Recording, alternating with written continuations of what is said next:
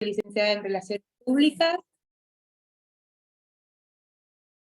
y hace desde el año 2006 que con Javier nos encaminamos en este proyecto de brindarles a ustedes, odontólogos, la capacitación y formación adecuada en el correcto uso del láser en odontología, él desde la parte académica y bueno, yo ocupándome de toda la parte de comunicación. Así es que desde ese entonces dictamos distintas capacitaciones, cursos teóricos, prácticos, diplomaturas, y bueno, a partir de la pandemia también introdujimos el tema del Zoom, que nos abrió también posibilidades de que colegas de otros países también puedan participar y capacitarse.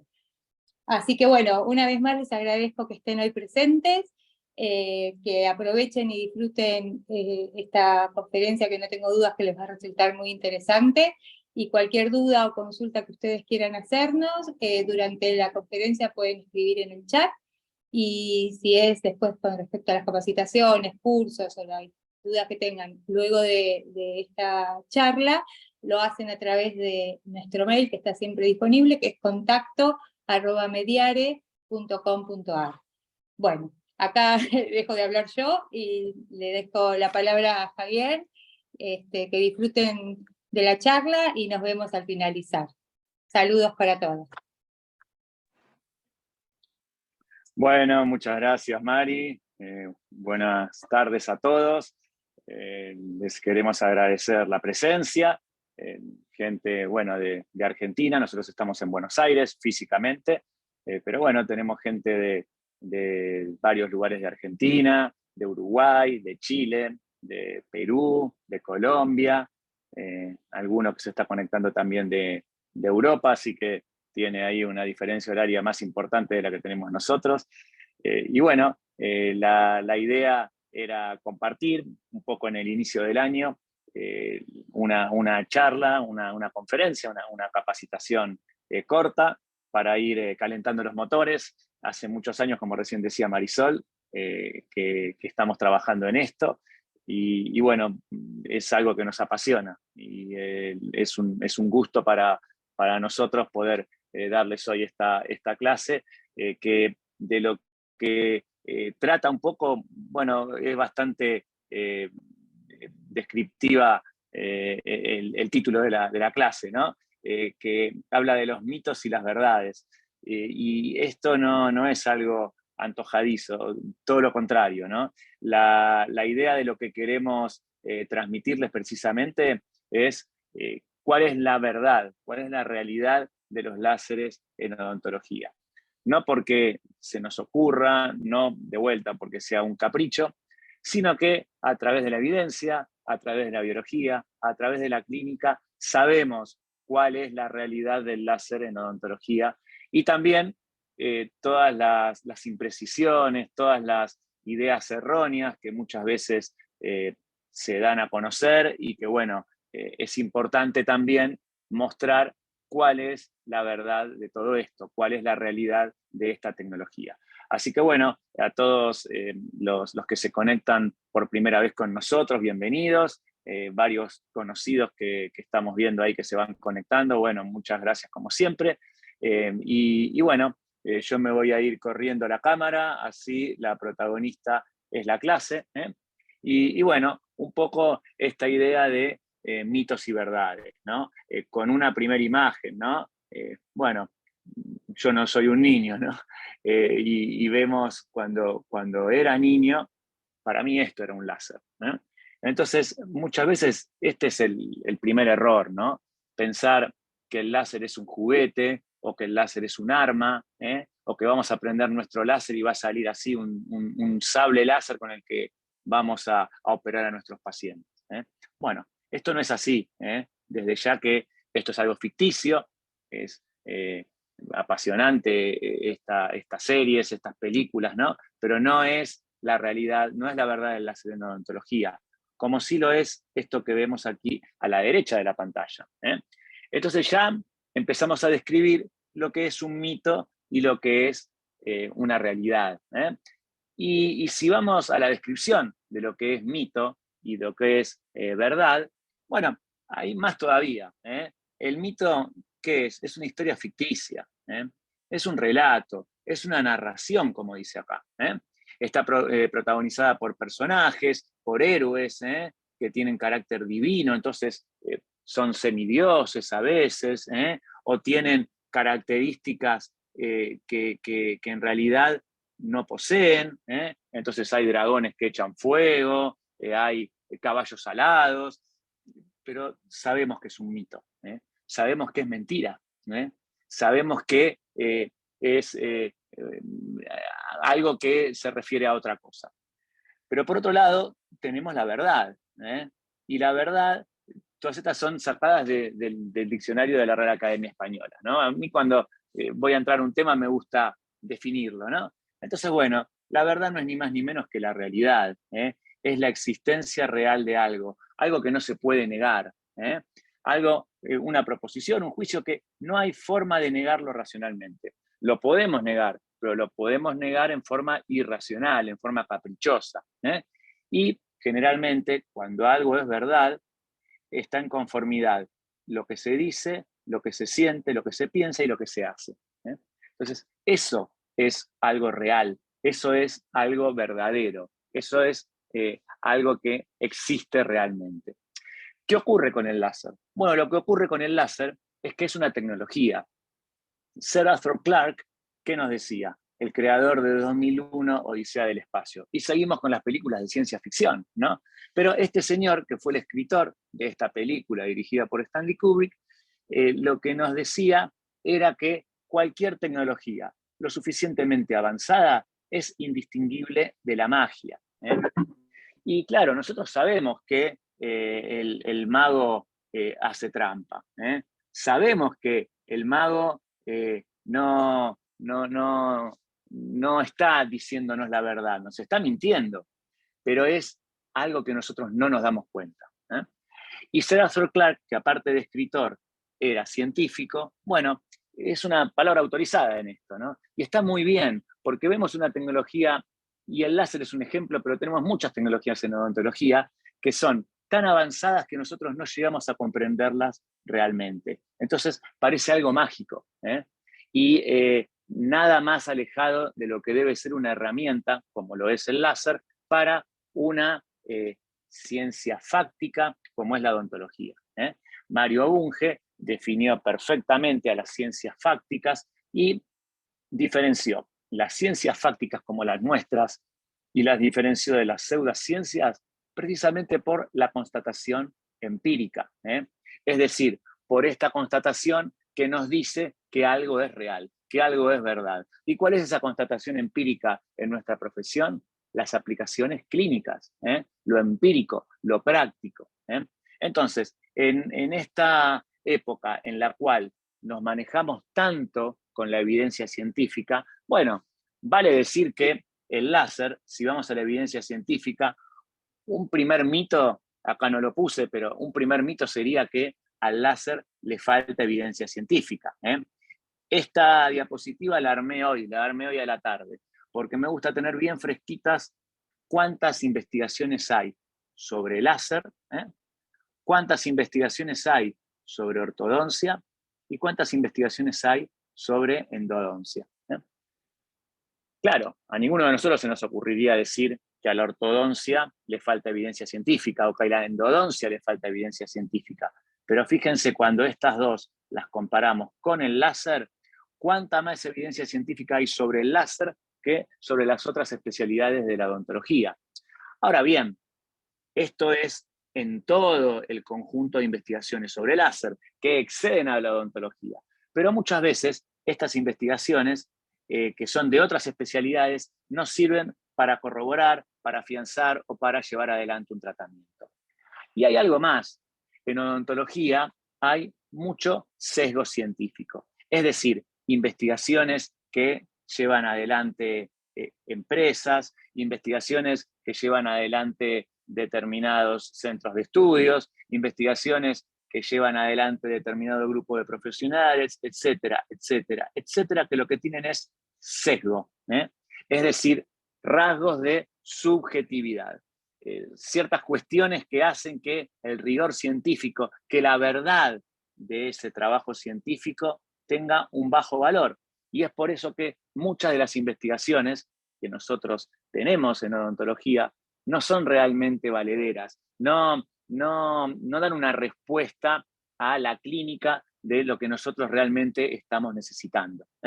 Y tal es así que nuestra especialidad, lamentablemente, está en uno de los escalafones más bajos en cuanto a rigor científico a nivel mundial. Esto excede ya a nuestra región.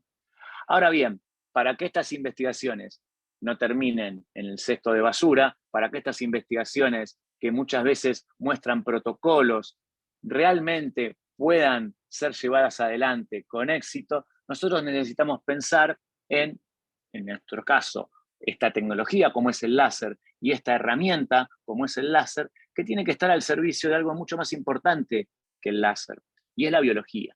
Es decir, nosotros debemos aprender cómo se ajusta la tuerca en el caso de este ejemplo, ¿no? Entonces tenemos la tuerca que se ajusta hacia la derecha, pero hacia la izquierda se afloja, que esta llave tiene una rosquita, que cuando la movemos hacia la derecha se agranda, que cuando la movemos a la izquierda se achica.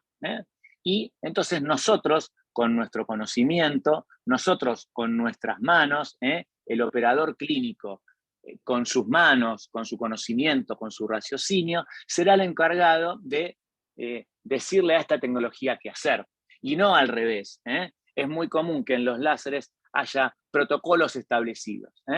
Y esos protocolos establecidos, si nosotros pudiéramos sacarlos físicamente adentro del láser, terminarían como la diapositiva anterior, en el cesto de basura, porque muchas veces no nos sirven para el fin para el que están diseñados. Entonces, ¿qué necesitamos? Ser nosotros los que aprendemos a utilizar esta tecnología. Primero aprender a utilizarla, después elegir qué láser me compro y empezar a trabajar. Entonces, a la evidencia, que es importantísima, no le quitamos importancia a la evidencia, es uno de los pilares con los que nos manejamos.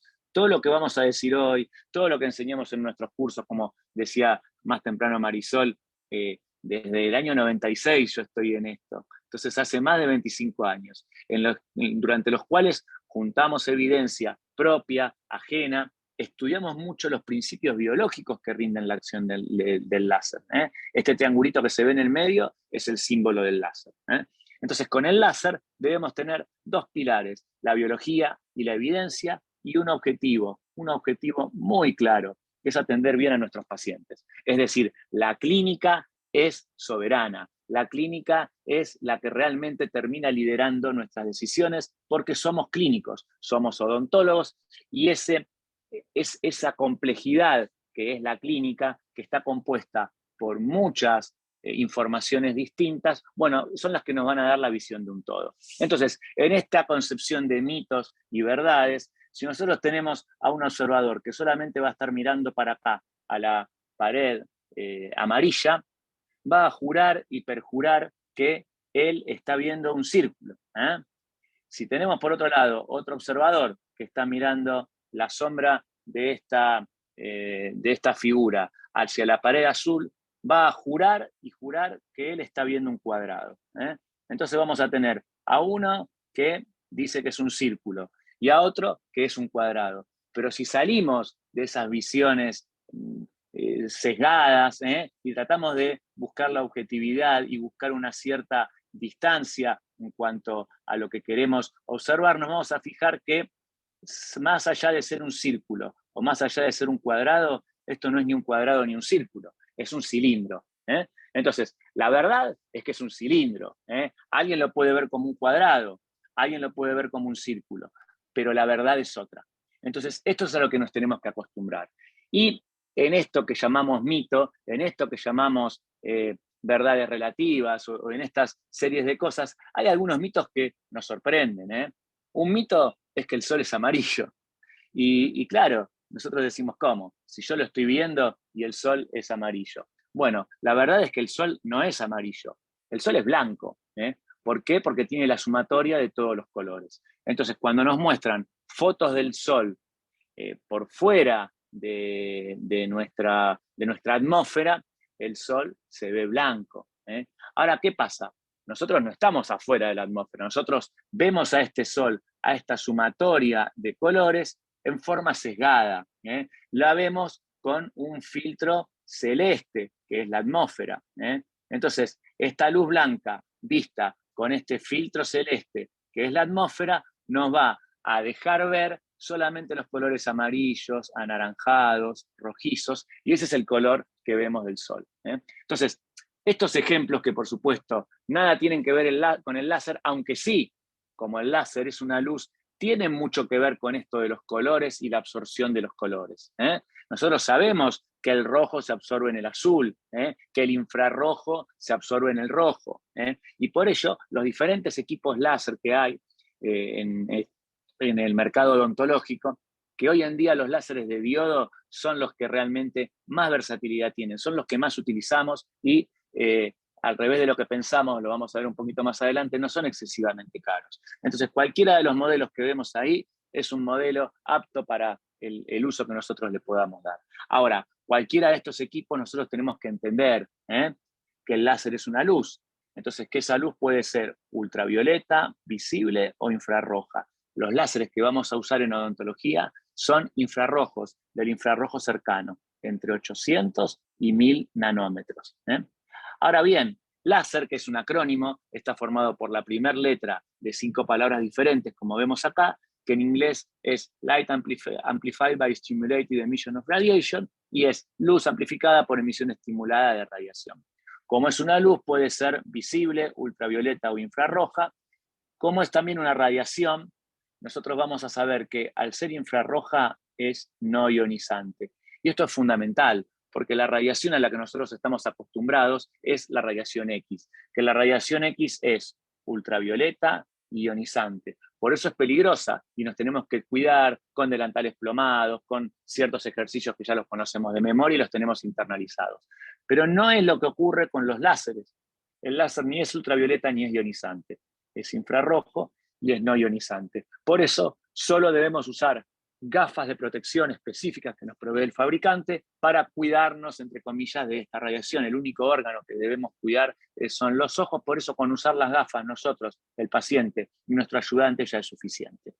Pero la diferencia que hace al láser es que es estimulado. ¿Cómo es estimulado? Tiene 3 características: coherencia, colimación y monocromaticidad.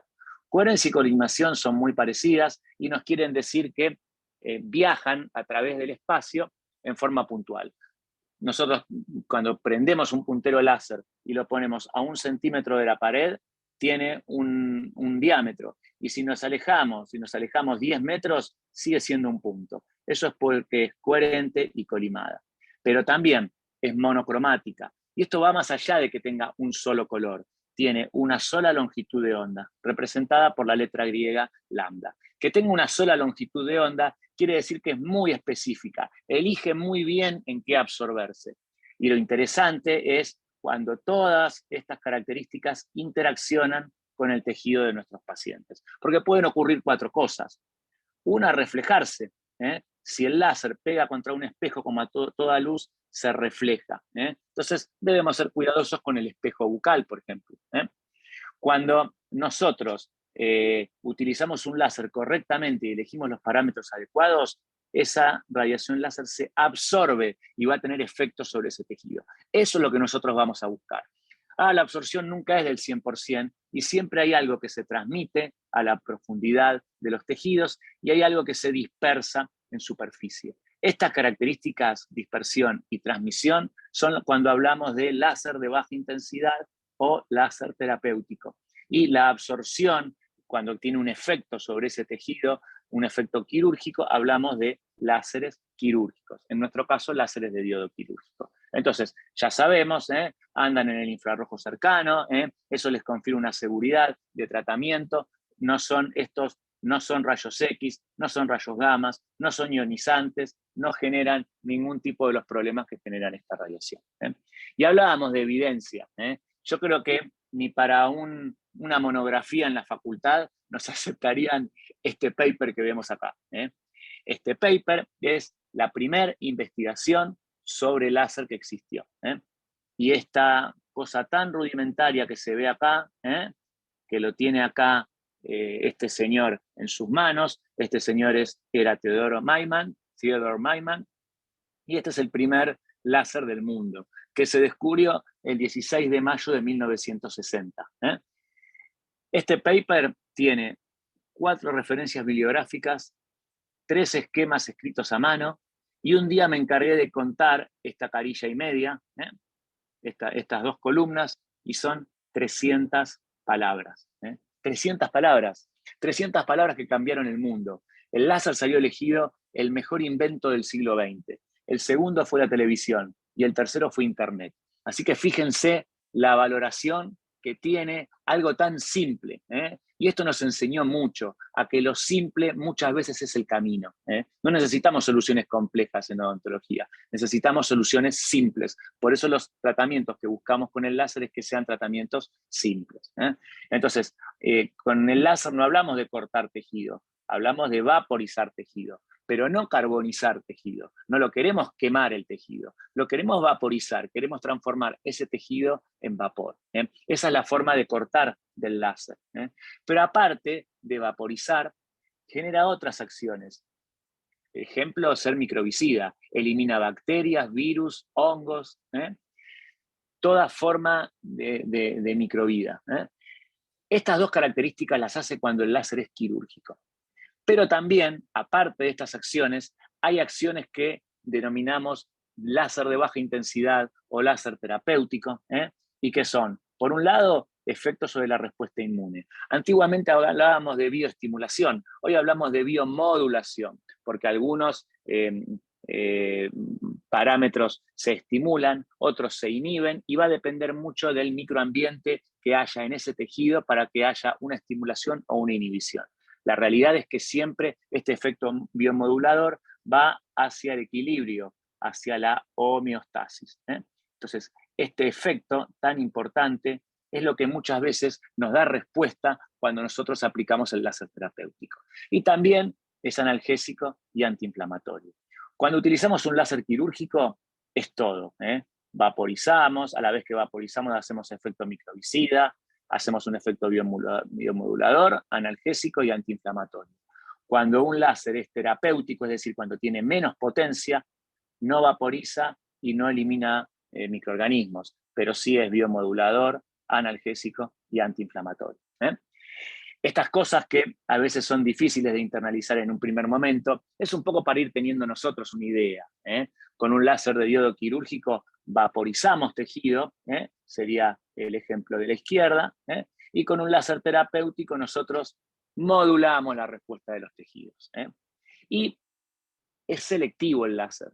Entonces, cada láser con diferentes longitudes de onda va a tener un mejor amigo, alguien por el que se siente atraído, una pareja.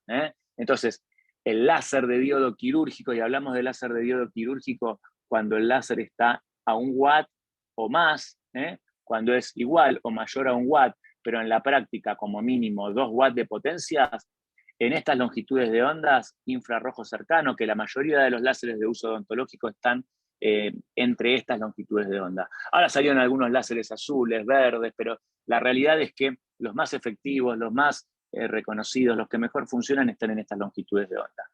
Entonces, cuando nosotros aplicamos un láser de esta longitud de onda a 1, 2 watts, 3, 4, 5, 6 watts de potencia, el láser se absorbe en todos los tejidos que tengan hemoglobina. En la cavidad bucal van a ser las mucosas, las encías, la lengua, la pulpa, todos los tejidos rojos. Entonces, todos los tejidos rojos se van a ver altamente absorbidos por el láser, y no los tejidos blancos ni los tejidos grises. Entonces no se va a absorber sobre el esmalte, sobre la dentina, no le va a generar un daño al esmalte y a la dentina, no le va a generar un daño sobre la porcelana, no va a generar un daño sobre el implante, va a actuar sobre lo rojo. Por eso nosotros podemos hacer una gingivoplastía correctamente.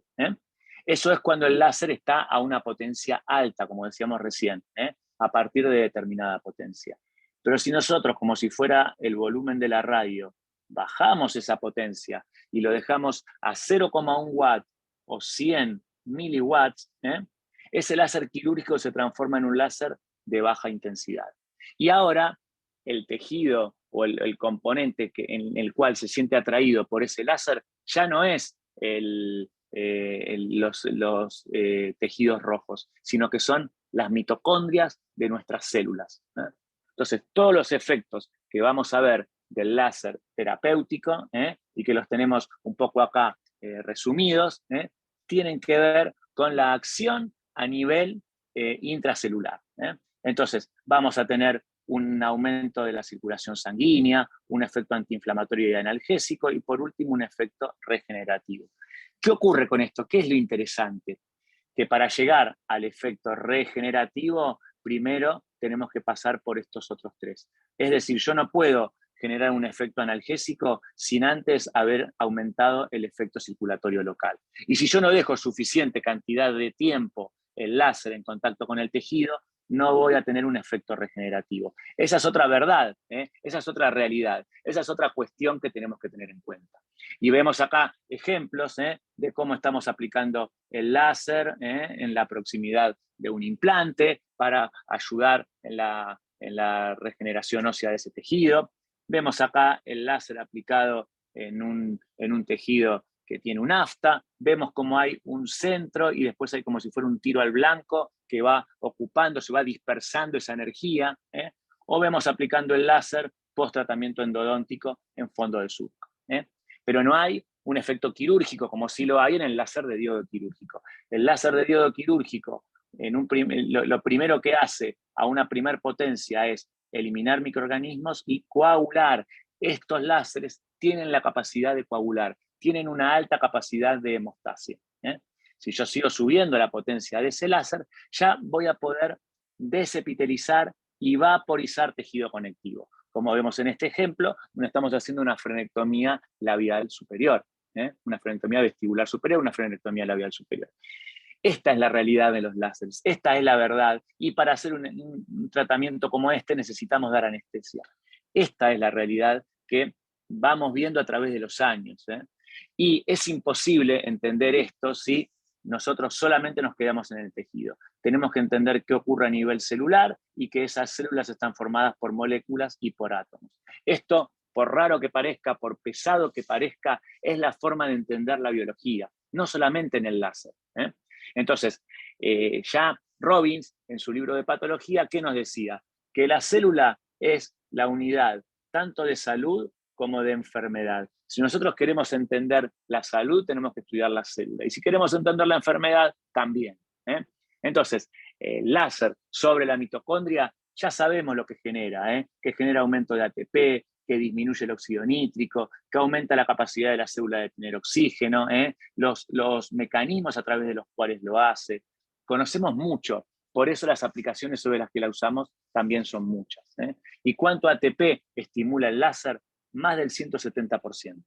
Usado correctamente, usado en los parámetros correctos. Porque si nosotros usamos el láser terapéutico en forma errónea, no conseguimos estos resultados. ¿Y sobre qué células vamos a actuar? Y sobre las células que forman los tejidos de la cavidad bucal. En la pulpa, los odontoblastos, en el hueso, osteoblastos, pero también osteoclastos y osteocitos, en tejido conectivo, fibroblastos, en tejido nervioso, vamos a ver las diferentes aplicaciones del láser que podemos tener. Entonces, esta es la realidad del uso de los láseres. El primer efecto, fíjense, aplicamos el láser y con poquita energía que apliquemos, inmediatamente después ya empezamos a ver pequeños capilares sanguíneos, un enrojecimiento de ese tejido, una mayor extravasación sanguínea, y una hora después ya vemos una infinidad, una cantidad importante de vasos sanguíneos. A esto nos referimos cuando decimos que aumenta la respuesta de la microcirculación sanguínea. Ahora bien, que el láser genera un efecto analgésico y antiinflamatorio, esto es una verdad, esto no es un mito. Y para representarlo y para poder dar una respuesta a esta verdad, es que lo aplicamos en neuralgias del trigémino. La neuralgia del trigémino está reconocida como el mayor nivel de dolor que puede sufrir un ser humano. No hay más dolor que ese. Y desde hace ya muchos años, y esta fue la primer paciente que atendimos, hace ya 20 años, fácil. Y esto es lo que vemos. Un paciente con neuralgia del trigémino viene así, viene con esta cara, viene con esta fase, viene con fase de dolor crónico, muchas veces viene entregado. Y la realidad es que esta es una verdad, esta es la forma en la que generalmente se van los pacientes, en la primera sesión, o en la segunda, o en la tercera. Hay muchas historias que podríamos contar en cuanto a todo lo que se vive cuando uno atiende a un paciente con este tipo de patologías, ¿no? Como ven acá, también es una verdad que no se hace ni se soluciona inmediatamente.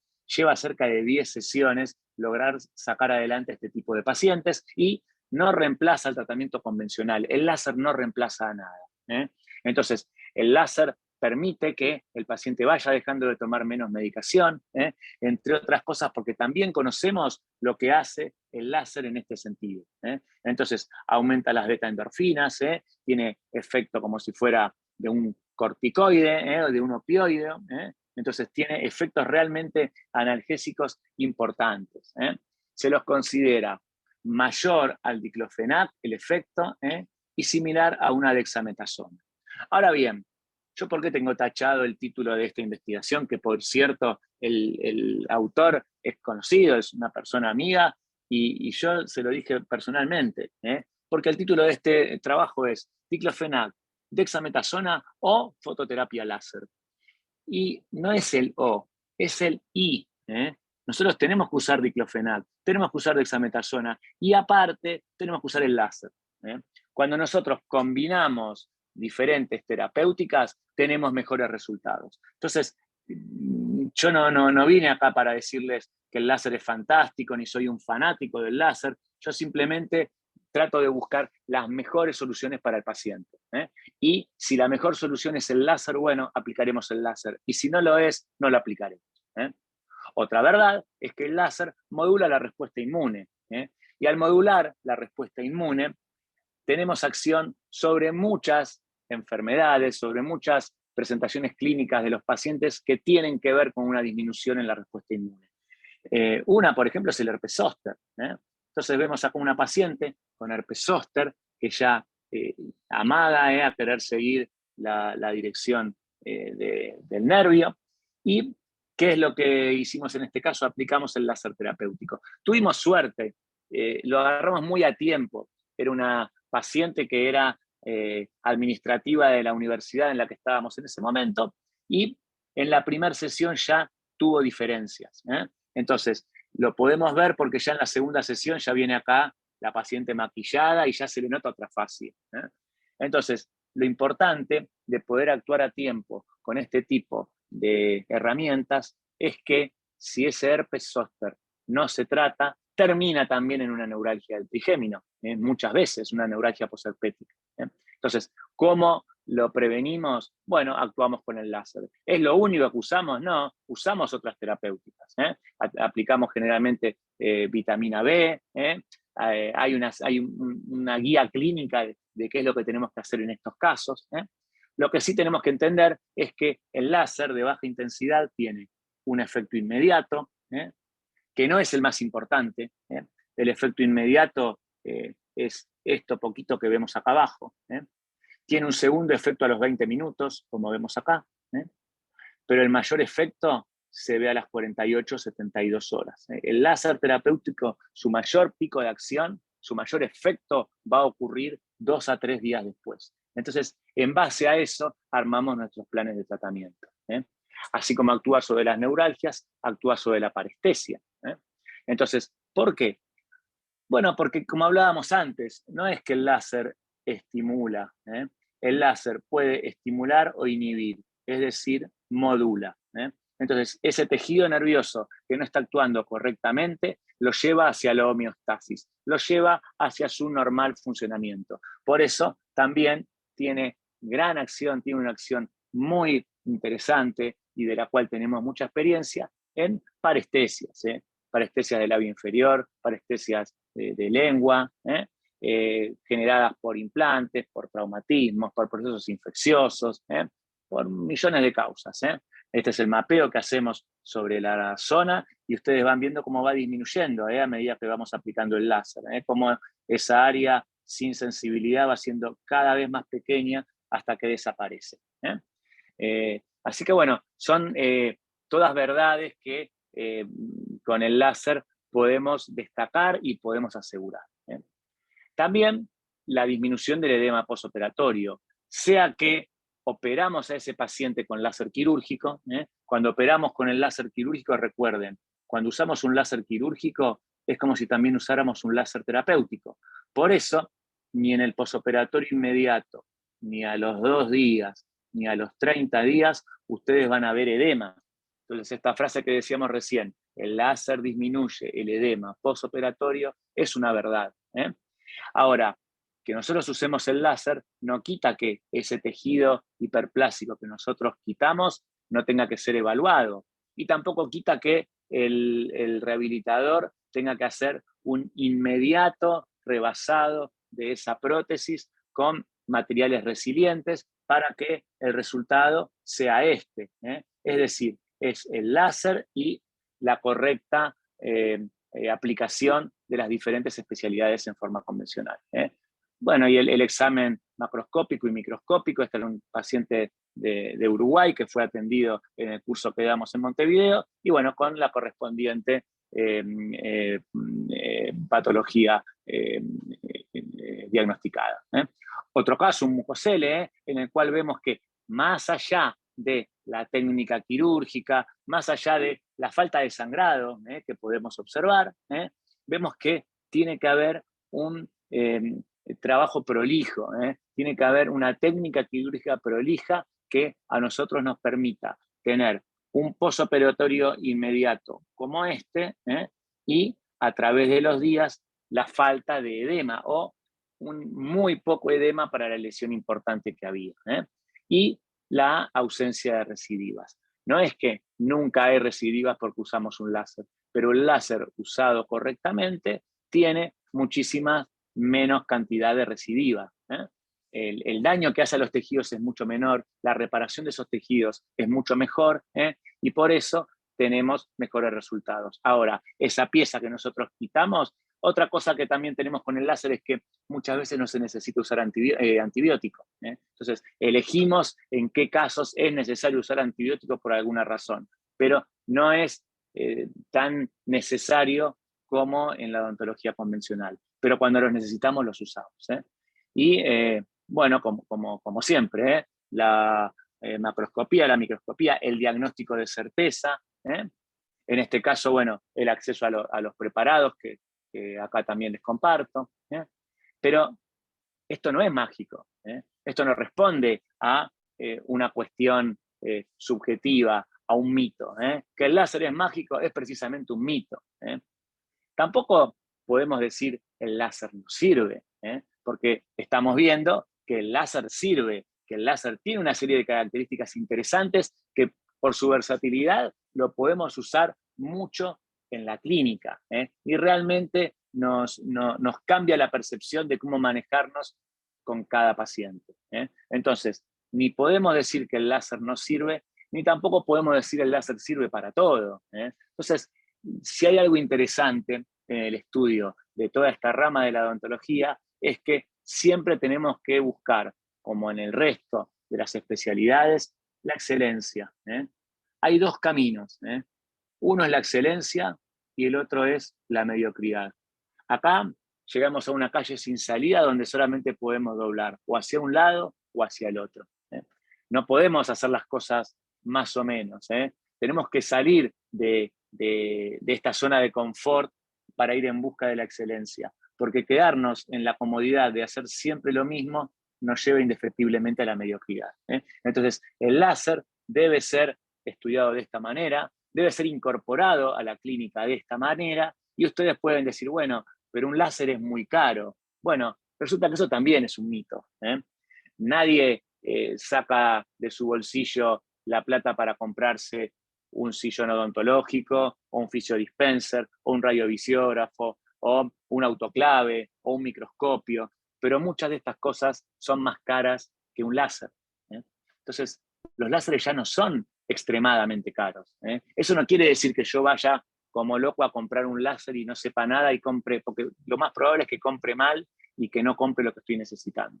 Entonces, yo siempre aconsejo, primero capacitarse, después solo nos vamos a dar cuenta cuál es el mejor equipo para nuestra forma de atención.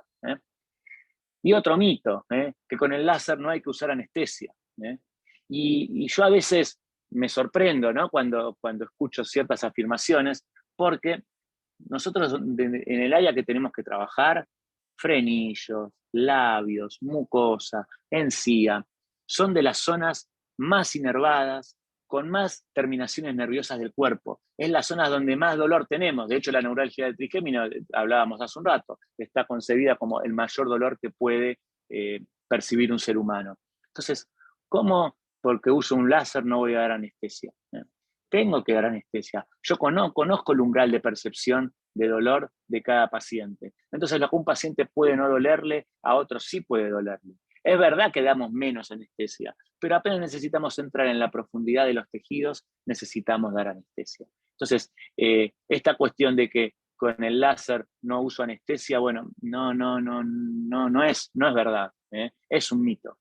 Necesitamos dar anestesia. Quizás haya algún paciente que algún procedimiento superficial se lo podamos hacer, pero el problema es que si yo le ofrezco a un paciente hacer algo sin anestesia, el paciente no va a querer anestesia, y algo que lo podría hacer en 10 minutos sin sufrimiento por parte del paciente, termino tardando 1 hora, 1 hora y media, y a veces no lo puedo terminar de realizar porque al paciente le duele. Entonces acostumbrémonos a el concepto que si uso el láser, generalmente tengo que aplicar anestesia infiltrativa. Poca, pero necesito aplicar.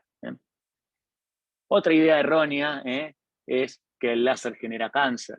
Recién veíamos que si bien es una radiación no ionizante, es una radiación infrarroja que se aleja de los rayos X, de los rayos gamma, de la radioterapia inclusive. Entonces, el láser ni genera cáncer, ni tampoco el otro extremo, como a veces uno escucha barbaridades, ¿no? Que el láser cura el cáncer, también es un muy mito. Así como que con el láser podemos evitar que se genere una malignización de tejido. Bueno, momento, hay que poner el freno, hay que tener un poco de calma y decir las cosas como son. Entonces, ¿qué hace el láser sobre sobre el cáncer? Bueno, nadie mejor que la American Cancer Society para darnos esas respuestas. Entonces, si es el láser quirúrgico, tiene una serie de ventajas eliminar un tumor con láser. Es menos invasivo, es ambulatorio. Al sellar y coagular vasos sanguíneos tenemos menos diseminación. Hay una serie de ventajas y por eso varias especialidades empiezan a incorporar para la eliminación de tumores malignos, de ahí la acción directa sobre el tumor, el láser como un método quirúrgico.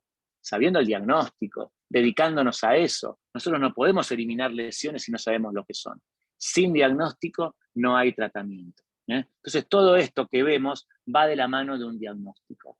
Pero lo más interesante en cuanto a la atención de pacientes oncológicos viene con el láser de baja intensidad. ¿Por qué?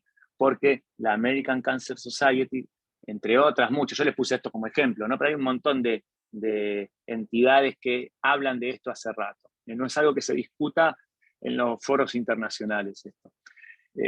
Para tratar y evitar efectos secundarios del tratamiento oncológico, y lo dice específicamente, como la mucositis bucal, y que pueden ser utilizados junto con la quimioterapia o la radioterapia.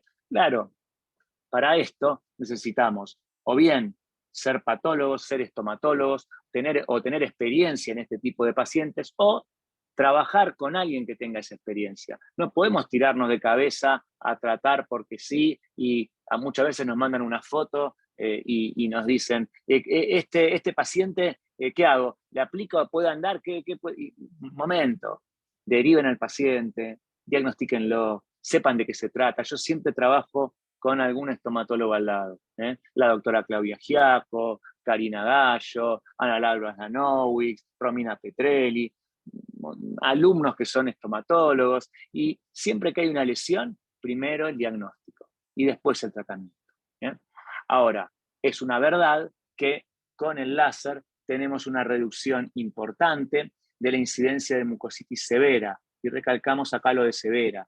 Cuando un paciente tiene mucositis bucal, nosotros ¿qué queremos? Que el paciente se pueda alimentar, que pueda transcurrir ese tratamiento de quimioterapia y radioterapia de la forma más efectiva. Y eso con el láser de baja intensidad es una verdad, es una realidad, que tenemos una reducción importante en la incidencia de mucositis severa. Y lo ideal es empezar con el paciente antes de que empiece su tratamiento quimioterápico. Pero muchas veces nos pasan que ya comienzan el tratamiento de quimioterapia y el paciente viene ya con lesiones en boca, viene ya con una situación clínica. No es lo ideal, pero la clínica está llena de momentos, llena de situaciones que no son las ideales. Entonces, utilizado el láser correctamente, diagnosticado correctamente el caso, sabiendo qué es lo que toma el paciente, en qué momento de su tratamiento está, aplicamos el láser y tenemos respuestas. Fíjense, a las 2 horas de haber aplicado el láser, la paciente me contesta, genial, te agendo, 1000 gracias, no sabes lo mejor que me siento. Entonces, esto es una realidad, pero no puede ser tomado a la ligera. Yo no puedo aprender en una clase 3 cosas sobre láser y ponerme a atender pacientes oncológicos. Bueno, ahí 4 días después, de estos pacientes tenemos un montón, solamente para darles el ejemplo. Inclusive con Claudia Giaco, con Verónica Fluch. Ahí un colega pregunta, ¿el láser terapéutico aplicado sobre una lesión maligna no puede generar que la lesión crezca más? Está muy buena la pregunta. La respuesta es que no, Pablo. En realidad, cuando pongo la pizarra, cuando nosotros aplicamos el láser terapéutico, hay una primera acción que es estimulación de la microcirculación sanguínea. Ahora bien, este aumento de la microcirculación sanguínea a nosotros nos podría llevar a pensar que el láser estimula el crecimiento de un tumor. La realidad es que si nosotros observamos los vasos sanguíneos de un tumor, es un ovillo, es un desorden. Entonces, ¿hay aumento de vasos sanguíneos? Sí, pero también hay hipoxia. Son vasos sanguíneos que no llegan a ningún lado. ¿Qué es lo interesante del láser? Que el láser, una de las cosas que estimula es las células periendoteliales. Entonces, las células que rodean a los capilares sanguíneos y que precisamente le dan peristaltismo y que dan la normalización de la vasculatura.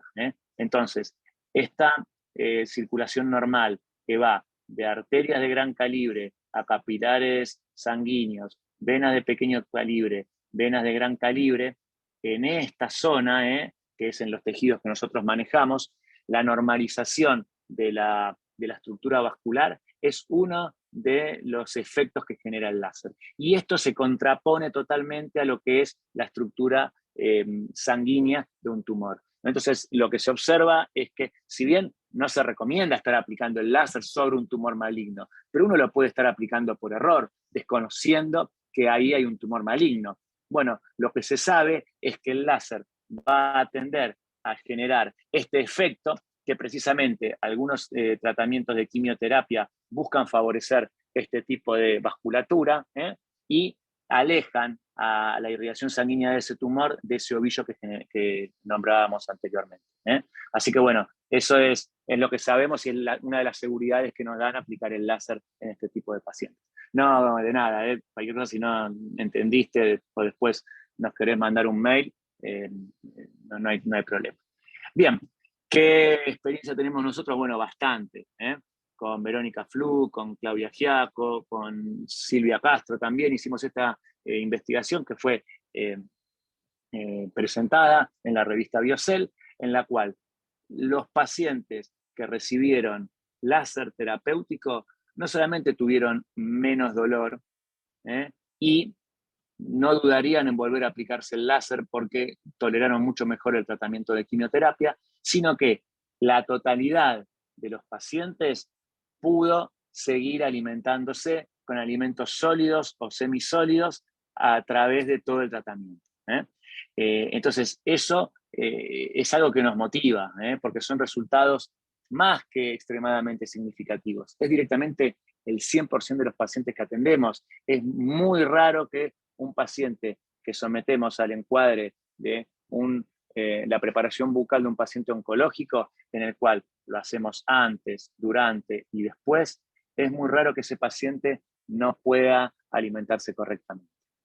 Ahora bien, no es lo único que podemos, no es la única complicación la mucositis en este tipo de pacientes, como en otros pacientes, candidiasis, aplicamos el láser terapéutico en combinación con la solución iodada a determinadas concentraciones, sabemos cuáles son mejores que otras para hacerlo, con resultados muy buenos.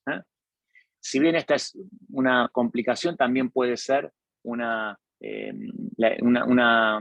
patología per se.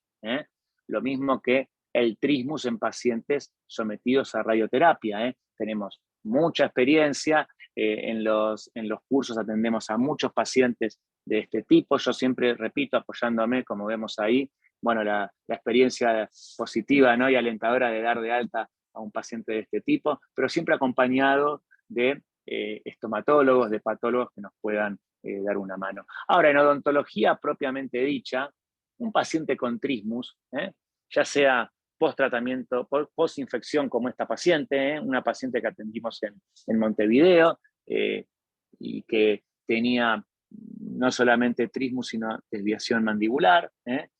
Todo esto que vemos acá arriba, todo este avance en su apertura bucal, fue en la misma sesión. Y a la sesión siguiente ya la paciente estaba abriendo 30 milímetros.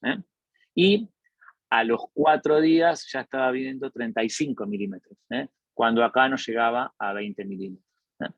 Entonces, esta es la realidad de un paciente que presenta trismus. Y de ahí, ya saliendo, ¿no?, de lo que es pacientes oncológicos, pacientes con patología o trastornos temporomandibulares, bueno, tanto a nivel muscular, como vemos acá la acción en diferentes puntos del macetero, o del ligamento pterigomandibular, a diferentes niveles, inferior, medio, superior, intraoral, extraoral. Vamos viendo diferentes aplicaciones del láser que nos van permitiendo lograr que ese paciente mejore en su sintomatología. Otra paciente que estaba atendiendo Isadora, acá tenemos el ayuda a memoria, el ligamento estilomandibular, de tanto dolor muchas veces en el paciente con patología temporomandibular, y en el cual tenemos efecto inmediato. El paciente generalmente tiene un alivio inmediato del dolor. En investigaciones que hemos hecho, podemos ver la disminución de los síntomas tanto en pacientes con dolor severo como en pacientes con dolor medio a bajo. Entonces, no es solamente para pacientes que están con mucho dolor. Entonces, es una verdad, esto sí es una verdad, que el tratamiento con láser de baja intensidad provoca disminución del dolor, mejora la biomecánica del ATM, es muy efectivo como coadyuvante. Como coadyuvante del tratamiento convencional, de vuelta, yo no me voy a poner a atender al paciente de ATM si yo no soy especialista, si no sé hacer el tratamiento convencional. Entonces, sumado al tratamiento convencional, la aplicación del láser en forma correcta, y para eso necesitamos una curva de aprendizaje, necesitamos estudiar, utilizado correctamente, damos buenos beneficios. Otra verdad es que el láser de diodo, ya sea quirúrgico o terapéutico, tiene múltiples efectos sobre esmalte, dentina y pulpa. Si es quirúrgico va a tener determinados efectos, si es terapéutico va a tener otros. Entonces, ya desde la aplicación del láser, y por eso cuando nosotros usamos un láser infrarrojo que se absorbe en el rojo, vamos a elegir barnices fluorados o topicaciones o flúor tópico que sea de color rojo. ¿Para qué? Para que se absorba el láser en ese flúor, para que ese flúor se libere más sobre la pieza dental. Hay investigaciones de profesor Morioka en Japón, hay muchas investigaciones que nos hablan de la mayor absorción del flúor por parte del diente cuando interactuamos el láser terapéutico con las diferentes formas de aplicación del flúor. Y no solamente sobre el flúor, sino sobre la dentina propiamente dicha y sobre la pulpa que está por debajo. Por eso es muy efectivo para tratar la hipersensibilidad dentinaria. Ahora, la hipersensibilidad dentinaria, que va a generar un efecto analgésico, pero también va a estimular la formación de dentina reparativa. No es solamente la hipersensibilidad dentinaria cuando tenemos los cuellos dentarios expuestos. La hipersensibilidad dentinaria está toda vez que nosotros actuamos directa o indirectamente sobre la pulpa. La dentina es la consecuencia de la actividad de la pulpa, decía Maisto, ¿no? el gran endodoncista con el que todos estudiamos. Entonces, los odontoblastos en pulpa, las prolongaciones de los odontoblastos en el interior de la dentina. Entonces, si nosotros actuamos sobre la dentina, con el láser de diodo quirúrgico a 1 watt, nosotros podemos generar esta fusión de la materia orgánica con la inorgánica de la dentina y obliterar, tapar. Vemos acá que por donde pasó el láser, obliteró los conductillos dentinarios. Y aparte, acentuó la reducción microbiana, hizo una matanza importantísima de microorganismos. Entonces, estos efectos son muy interesantes, pero no solamente cuando estamos haciendo una decontaminación y estamos actuando por una hipersensibilidad dentinaria. Cuando estamos tallando para una incrustación, cuando estamos haciendo una operatoria dental, cuando tallamos para una corona, podemos hacer esto también y ayudar a que la pulpa no sufra en los días posteriores, y que no pase de hiperemia a pulpitis. O que cuando estamos eliminando una caries, toparnos con un cuerno pulpar. Bueno, ahí es algo más que habernos topado con un cuerno pulpar. Estas son experiencias que hacíamos hace más de 25 años con el grupo de trabajo de la UBA, en los cuales habíamos fundado una cátedra ahí que todavía sigue funcionando, y con un láser que, muy agresivo como el CO2, carbonizábamos la pulpa. Fíjense cómo está ahí la pulpa, parece un asado de pulpa. Pero era láser igual.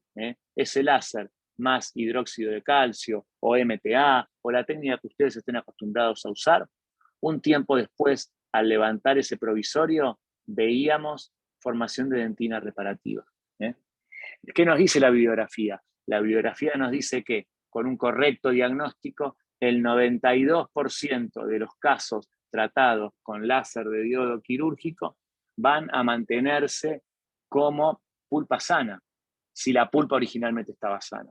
Ahora, si yo no hago un correcto diagnóstico pulpar antes, bueno, difícilmente vaya a poder observar el puente dentinario, como vemos en estos preparados, la disminución de la sintomatología a través de los días. Tan efectivo es que hasta podemos biomodular la pulpa en una biopulpectomía parcial, en la técnica de Sbeck, como se conocía. Y si el láser que tenemos es quirúrgico, bueno, ese láser aparte también va a aportar la hemostasia sobre la pulpa, porque como venimos diciendo, el láser de diodo quirúrgico genera hemostasia. La hemostasia es una característica cuando nosotros utilizamos correctamente el láser, sin generar carbonización. Ahora bien, la hemostasia también es uno de los tiempos quirúrgicos fundamentales. Entonces nosotros no podemos evitar pensar en la técnica quirúrgica tradicional. Ahora, ¿qué pasa? Con el láser, a la vez que hacemos la incisión, estamos haciendo la hemostasia. Muchas veces exponemos y diseccionamos el tejido y en ningún momento tenemos sangrado. Y hasta la síntesis con el láser es difícil que usemos sutura, pero hacemos un cierre de ese tejido, no lo dejamos expuesto, porque toda esa capa superficial que vemos de tejido vaporizado, lo que es como una capa protectora que evita que ese tejido conectivo esté expuesto. Como aparte estamos haciendo un efecto bactericida, bueno, vemos las respuestas que vemos. Entonces, las aplicaciones clínicas son infinitas. Tenemos exposición de caninos, descubiertas, como se dice en Uruguay, fenestración, como se le dice en Chile, liberación de caninos, como lo decimos en Argentina. Bueno, diferentes nombres para lo mismo. Muy cerca de su objetivo, como es acá, apenas una pequeña eliminación. En la línea mucogingival, como lo vemos en el segundo caso, sin embargo, vemos que llega al final del tratamiento sin estar expuesta la estética. Esto es muy interesante, de qué manera nosotros podemos lograr que piezas que están muy profundas, muy arriba, que a veces no se las puede llevar por dentro del alvéolo y que se exponen muy arriba también, después estéticamente quedan muy bien. Y esto tiene toda una explicación biológica de por qué y tiene toda una forma de ser realizado. Ya sea que las piezas dentales están por vestibular, por debajo, en la línea mucogingival o por encima de la línea mucogingival o en palatino, sea cual sea la posición, sea cual sea la profundidad. Bueno, tenemos diferentes técnicas y diferentes formas de hacer este tipo de tratamientos y realmente los resultados son fantásticos.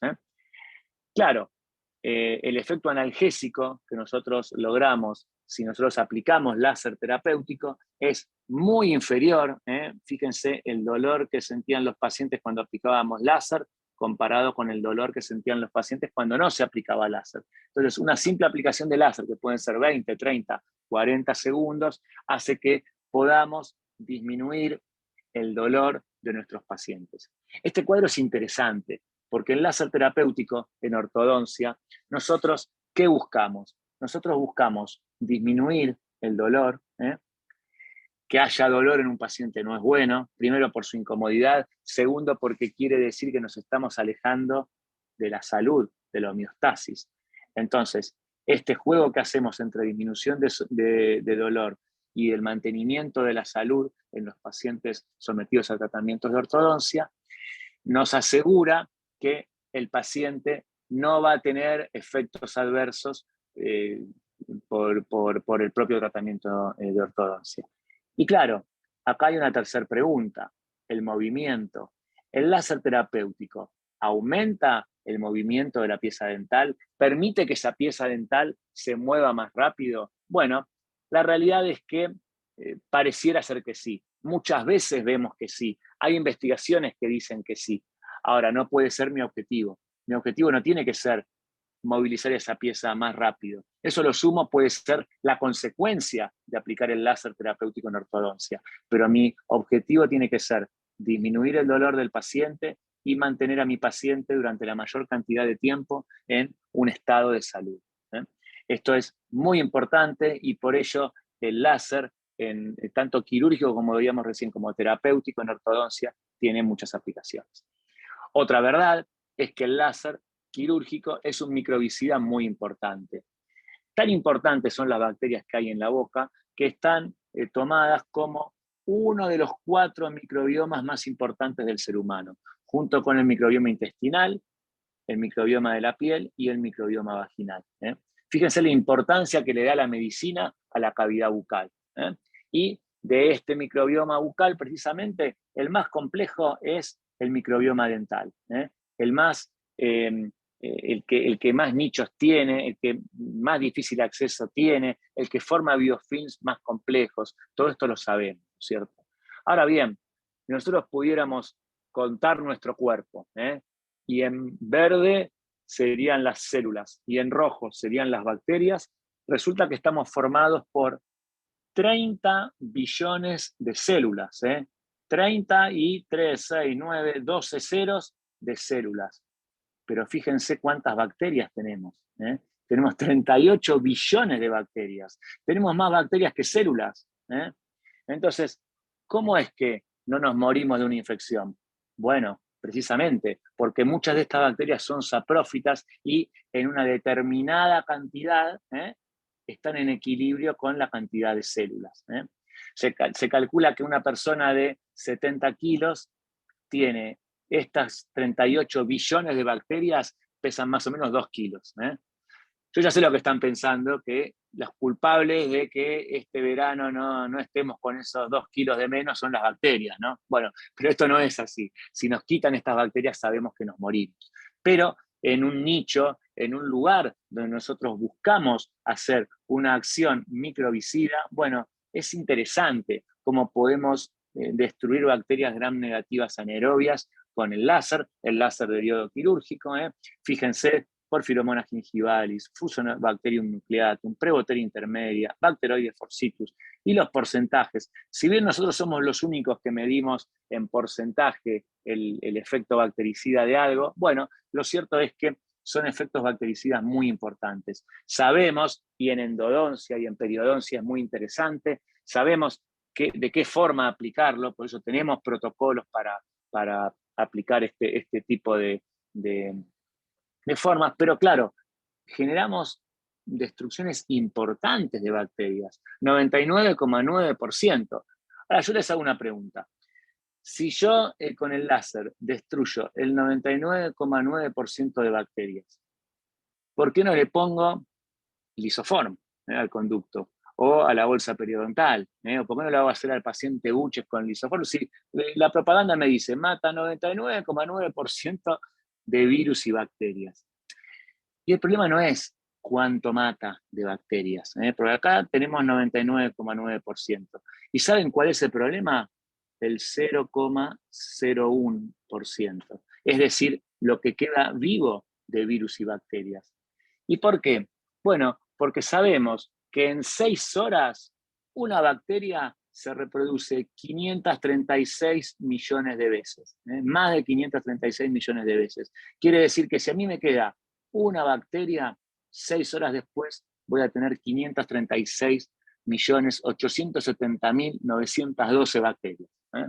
Ahora bien, esta cantidad de bacterias no, me vuelve a generar una infección en 6 horas. ¿Qué es lo interesante del láser? Sí, es interesante que mata, igual que el lisoform, ¿no? Puede matar 99,9% y bla, bla, bla. Pero lo más interesante es qué ocurre con esa infección a los 3 meses, a los 6 meses. Y es que sigue manteniéndose en un número bajo. ¿Y por qué sigue manteniéndose en un número bajo?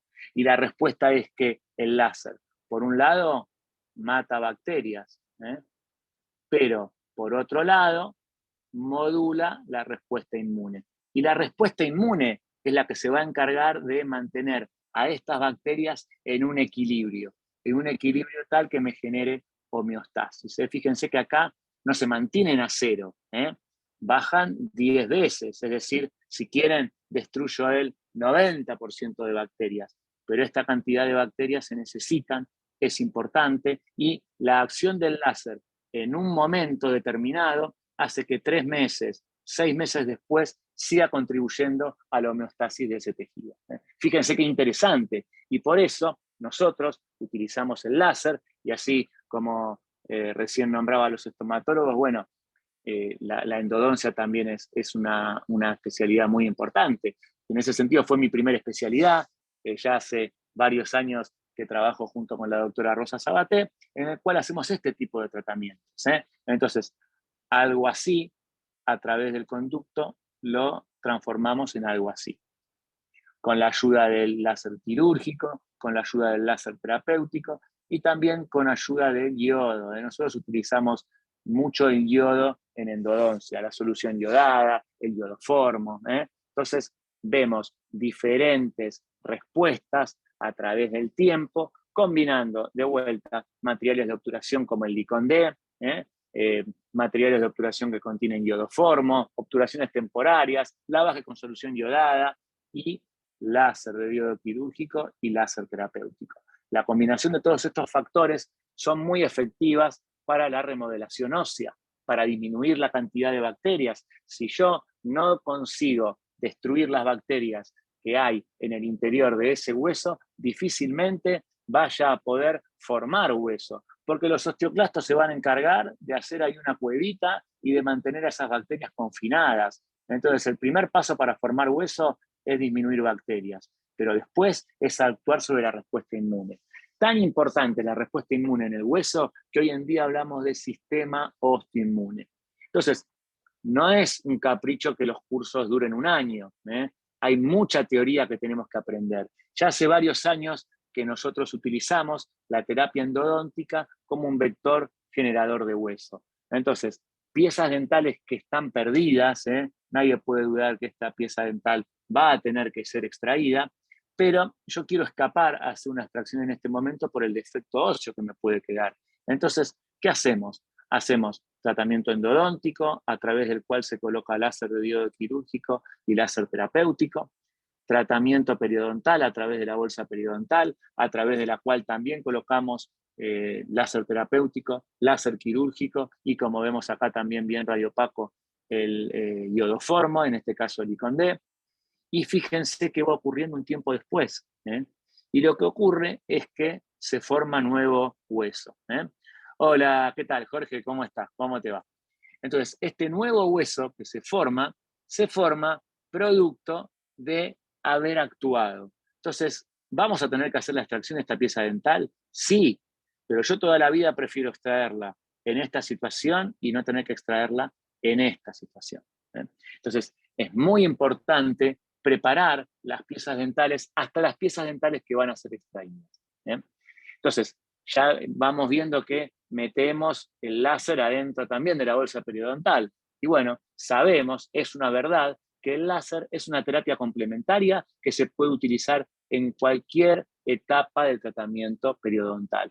Por eso se puede utilizar acompañando a la terapia básica, acompañando al mantenimiento, ya sea láser quirúrgico o ya sea láser terapéutico.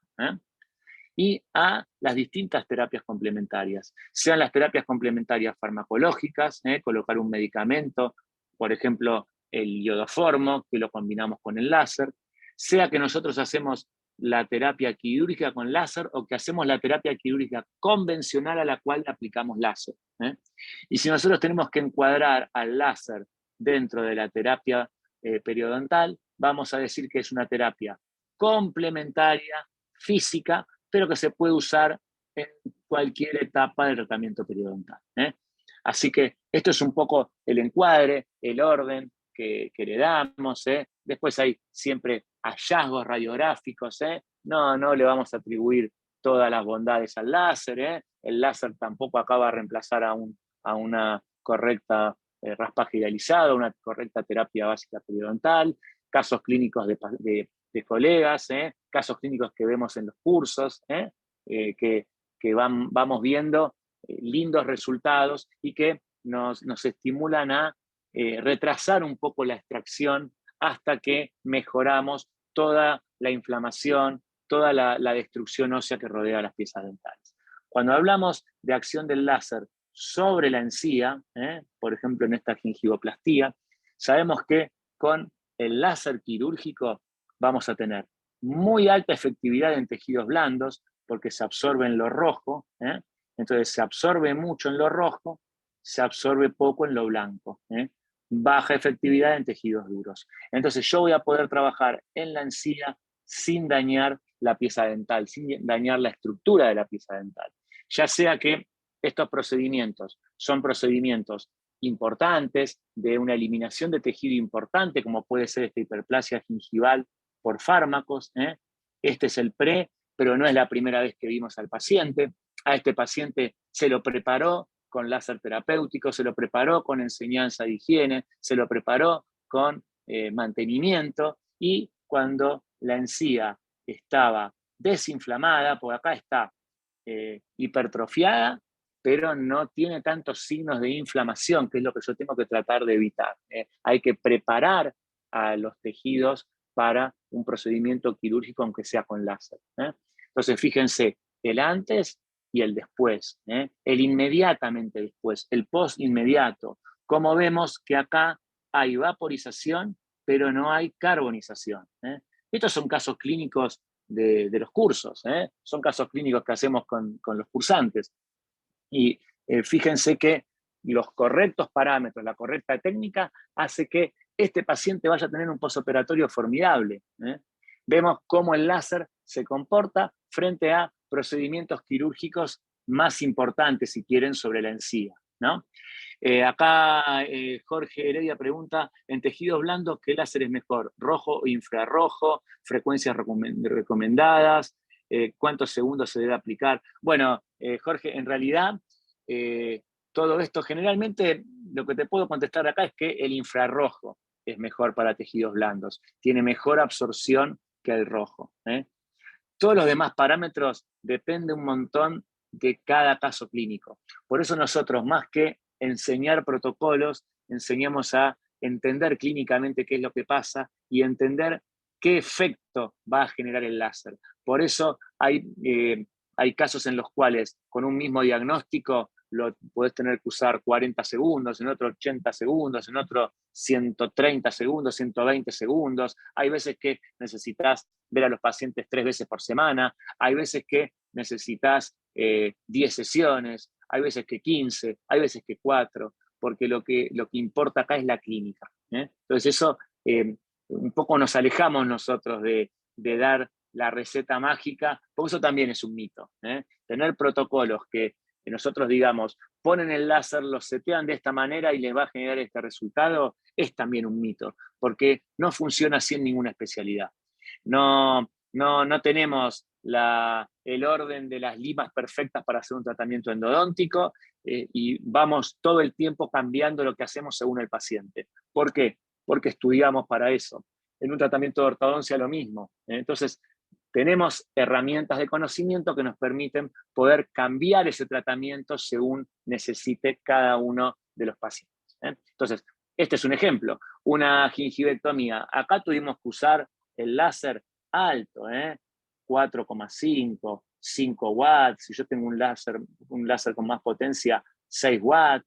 Siempre es importante tener el láser en forma pulsada.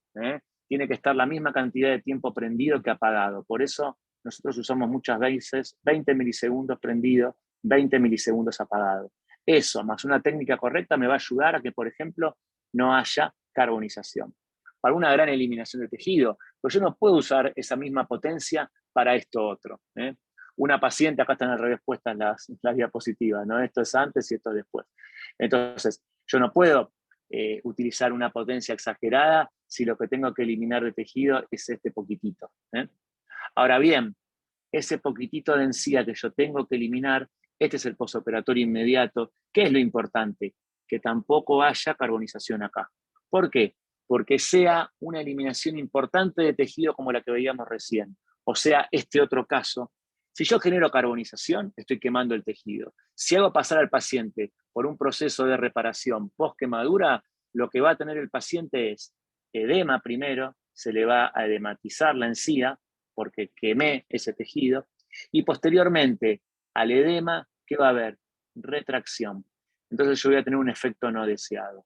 De ahí que sea tan importante evaluar el color, la consistencia, tratar siempre tejidos quirúrgicamente que estén previamente desinflamados, para que el postquirúrgico sea este y que unos días después lo veamos así, y que veamos ese tejido sano.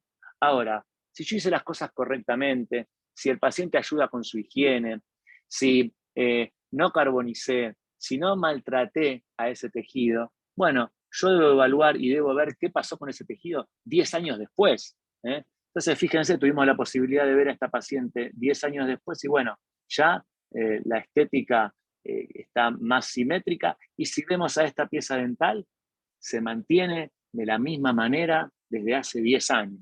Entonces, estas son las cosas que tenemos que buscar. Y claro, si hablamos de efecto microbicida, si hablamos de remodelación ósea, si hablamos de usar al diente como un vector, bueno, todo nos lleva hacia los implantes, ¿no? ¿Cuánto mejor es hacer una extracción en estas condiciones que en estas otras condiciones? ¿Para qué? Bueno, después sí, voy a terminar rehabilitando con implantes esa pieza dental, pero ya sea para una decontaminación de la zona, como vemos en este caso, ya sea para formar nuevo tejido, como es en este otro. Fíjense acá la cantidad de destrucción ósea y la lesión periapical que tiene este paciente en contacto con el seno maxilar. Entonces lo que hicimos fue láser de diodo quirúrgico por dentro, láser terapéutico por fuera, posendodoncia, logramos, se ve acá la lesión y se ve acá cómo repara esa lesión, y recién, una vez que repara la lesión, hacemos la extracción. Fíjense, acá se ve mejor todavía. Como repara la lesión, se hace la extracción, se deja reparar ese tejido, y un tiempo después vemos en la tomografía formación de nuevo tejido. Y la colocación del implante ahí con lo justo, justito, la técnica de Summer bicortical, en la cual entramos ahí con lo justo. Ahora fíjense, y esto también estudiamos bastante, qué ocurre con la biología ósea. Fíjense lo que pasa con este hueso, 5 años después, fíjense cuánta mayor cantidad de hueso hay por distal del implante. 5 años después se fractura este premolar, y este es el día que se coloca ese implante. Y fíjense, 10 años después, cómo hay toda una zona más radiopaca de formación de hueso.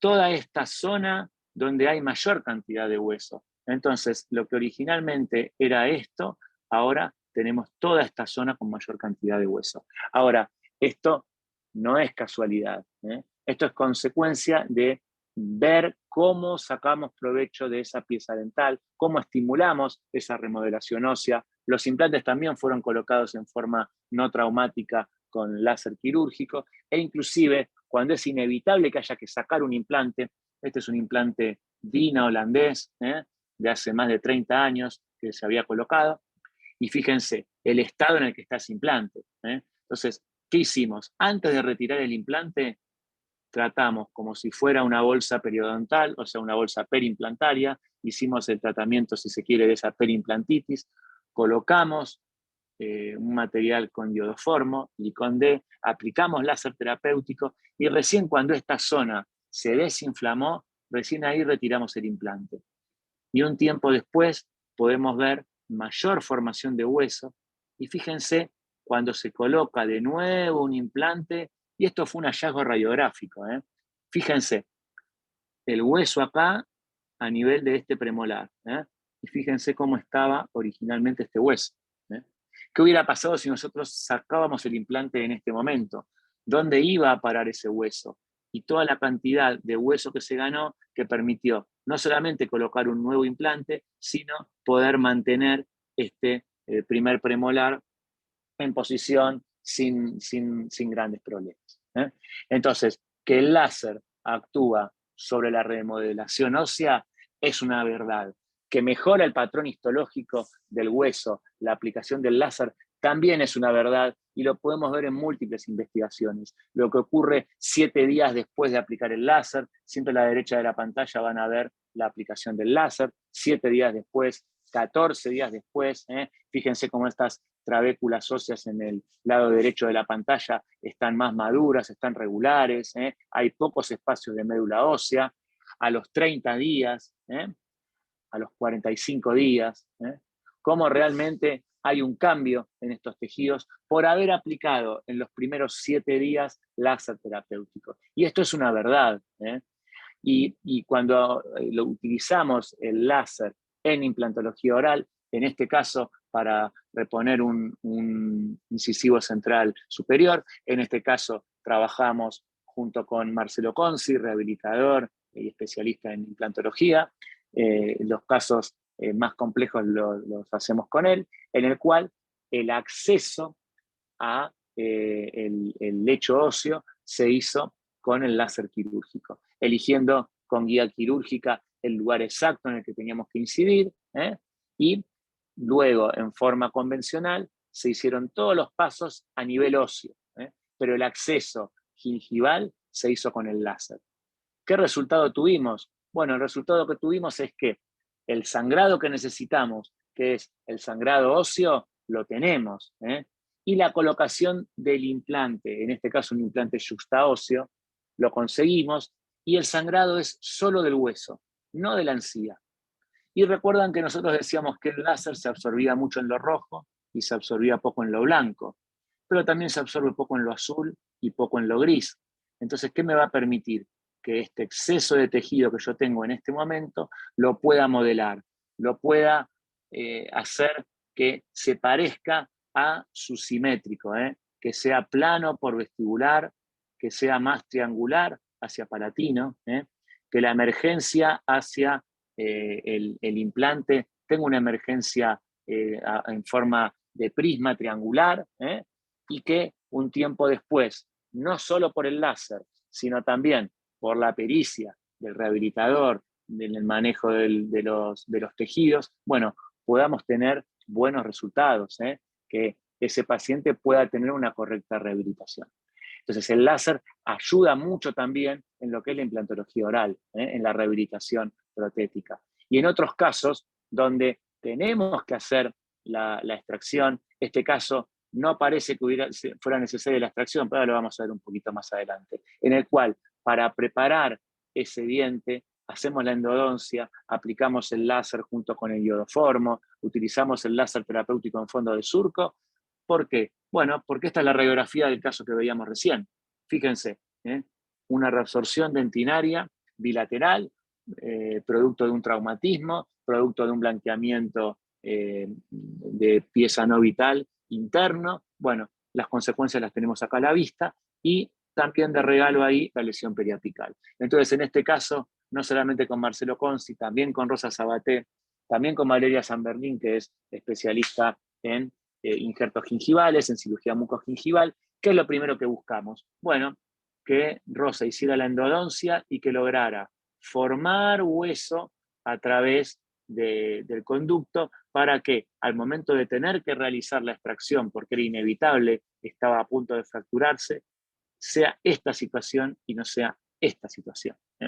Entonces, logrado eso, se procede a un implante post-extracción. En este caso no usamos láser quirúrgico, sino que usamos láser terapéutico. Así que aquí tienen en estos dos ejemplos las dos acciones del láser. Láser quirúrgico como acceso, láser terapéutico para modular la respuesta de los tejidos. Y vemos que en el intraquirúrgico, en cada uno de los pasos quirúrgicos, la aplicación del láser.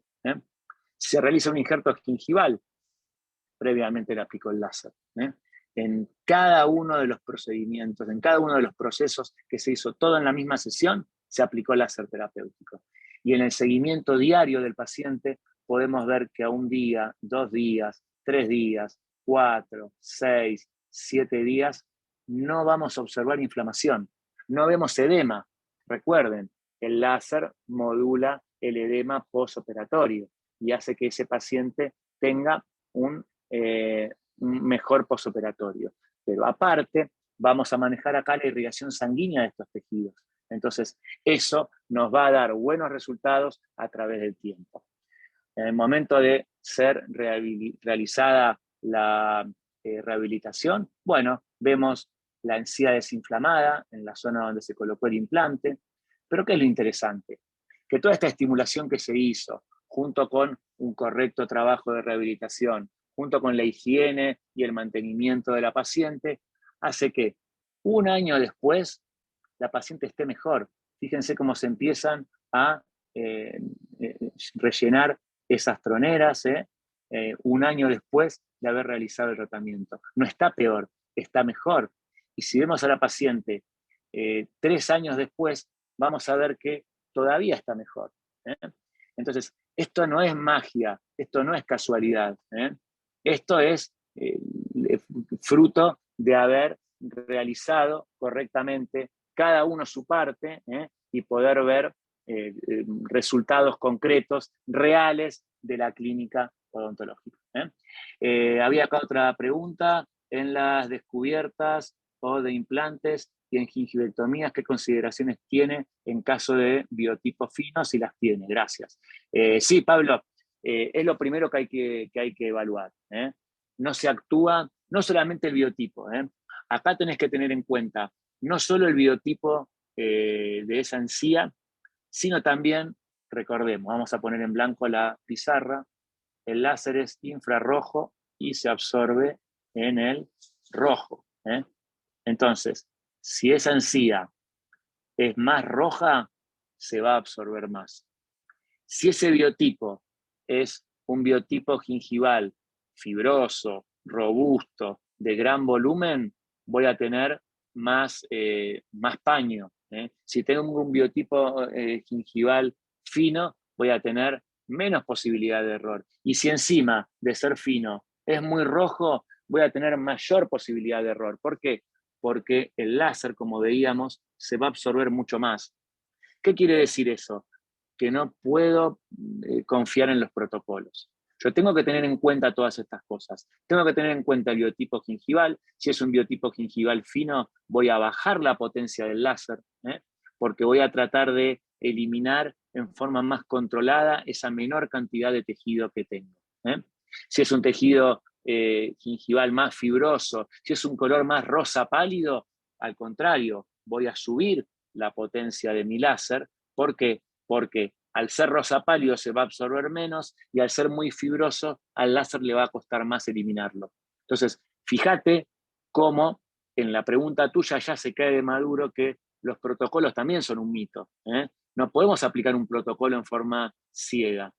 Para una gingiveltomía lo aplicamos en tanto, porque debemos mirar el biotipo gingival, el color de esa encía, el grado de inflamación. Una encía que está edematizada y que no muestra este puntillado que sí vemos acá. Si no vemos el puntillado, hay edema. Y yo sé que con el láser puedo disminuir esa congestión, puedo disminuir ese edema. Entonces muchas veces hacemos 1, 2, hasta 3 sesiones con láser terapéutico para disminuir ese edema y poder actuar sobre los tejidos con una encía más parecida a esto. Así que fíjate todas las consideraciones, aparte del biotipo gingival, las consideraciones que tenemos que tener para no dañar los tejidos. Ahora bien, es una verdad que si utilizamos correctamente el láser con los parámetros correspondientes, bueno, la respuesta a esa es que no vamos a tener efectos adversos. No hay. Ahora, si usamos correctamente el láser, lo subrayamos 2 veces correctamente. ¿Por qué? Porque si yo me manejo por mitos y pienso que lo que son mitos es la verdad, bueno, voy a terminar generando efectos adversos. Si yo pienso que carbonizar no hay problema, y yo, como a veces es otro mito, el láser corta más rápido que el bisturí. Claro, si yo corto muy rápido con el láser, carbonizo. Si carbonizo, estoy quemando el tejido, estoy generando efectos adversos. Entonces, esta realidad de no generar efectos adversos, nosotros la estudiamos mucho. Y tenemos una investigación en una revista internacional, en la Brazilian Dental Science, en la cual nos dedicamos a ver diferentes potencias con diferentes combinaciones para ver qué temperatura generaba en la pieza dental. Y los resultados que nos dieron fueron, la verdad, muy, muy estimulantes, porque ahí pudimos descubrir que es muy importante también en el láser terapéutico utilizar potencias no continuas. En cuanto usamos potencias continuas, tendemos a generar un aumento de temperatura. Pulsar el láser es fundamental hasta para cuando usamos el láser terapéutico. ¿Qué es lo que ocurre? Nosotros podemos tener un láser quirúrgico, vamos a poner de vuelta la pantalla en blanco, podemos tener un láser quirúrgico que tenga, qué sé yo, 7 watts de potencia. Y yo lo puedo bajar a ese láser quirúrgico hasta 0,1 watt. Y transformo ese láser quirúrgico en un láser terapéutico. Ahora, no es solo la potencia. Yo también tengo que decirle al láser cuánto tiempo va a estar prendido y cuánto tiempo tiene que estar apagado. Y yo utilizo estas configuraciones de mismo tiempo prendido y mismo tiempo apagado, genero los mismos resultados como láser terapéutico, pero sin los efectos adversos. ¿Qué es lo que ocurre? Que los láseres terapéuticos que compramos, que ya vienen de 100 miliwatts, que muchos tienen forma de pistolita, como si fuera una lámpara de luz halógena, estos son continuos. Entonces, tengo que tener cuidado de no exponer durante una gran cantidad de tiempo a estos láseres terapéuticos sobre el tejido, porque pueden generar calor a pesar de tener muy poca potencia. Entonces, utilizados correctamente, con los parámetros adecuados, podemos ver cómo los láseres terapéuticos pulsados son mucho más seguros en su uso que los láseres terapéuticos continuos. En cuanto a la reparación, esto realmente es una parte muy linda para mirar y para analizar. ¿Cómo reparan los tejidos? Los tejidos tratados con láser reparan en forma más efectiva y más rápida. A mí me interesa más la efectividad que la rapidez, pero resulta que también reparan más rápido. Pero es interesante que cuando eliminamos un tejido, y cuando hacemos la excisión de un tejido y que el retirar ese tejido es con un diagnóstico previo, que luego se manda a analizar ese tejido. Bueno, esto es una parte del tratamiento, ¿no? Pero la otra parte empieza acá. ¿Qué pasa con ese tejido a través de los días?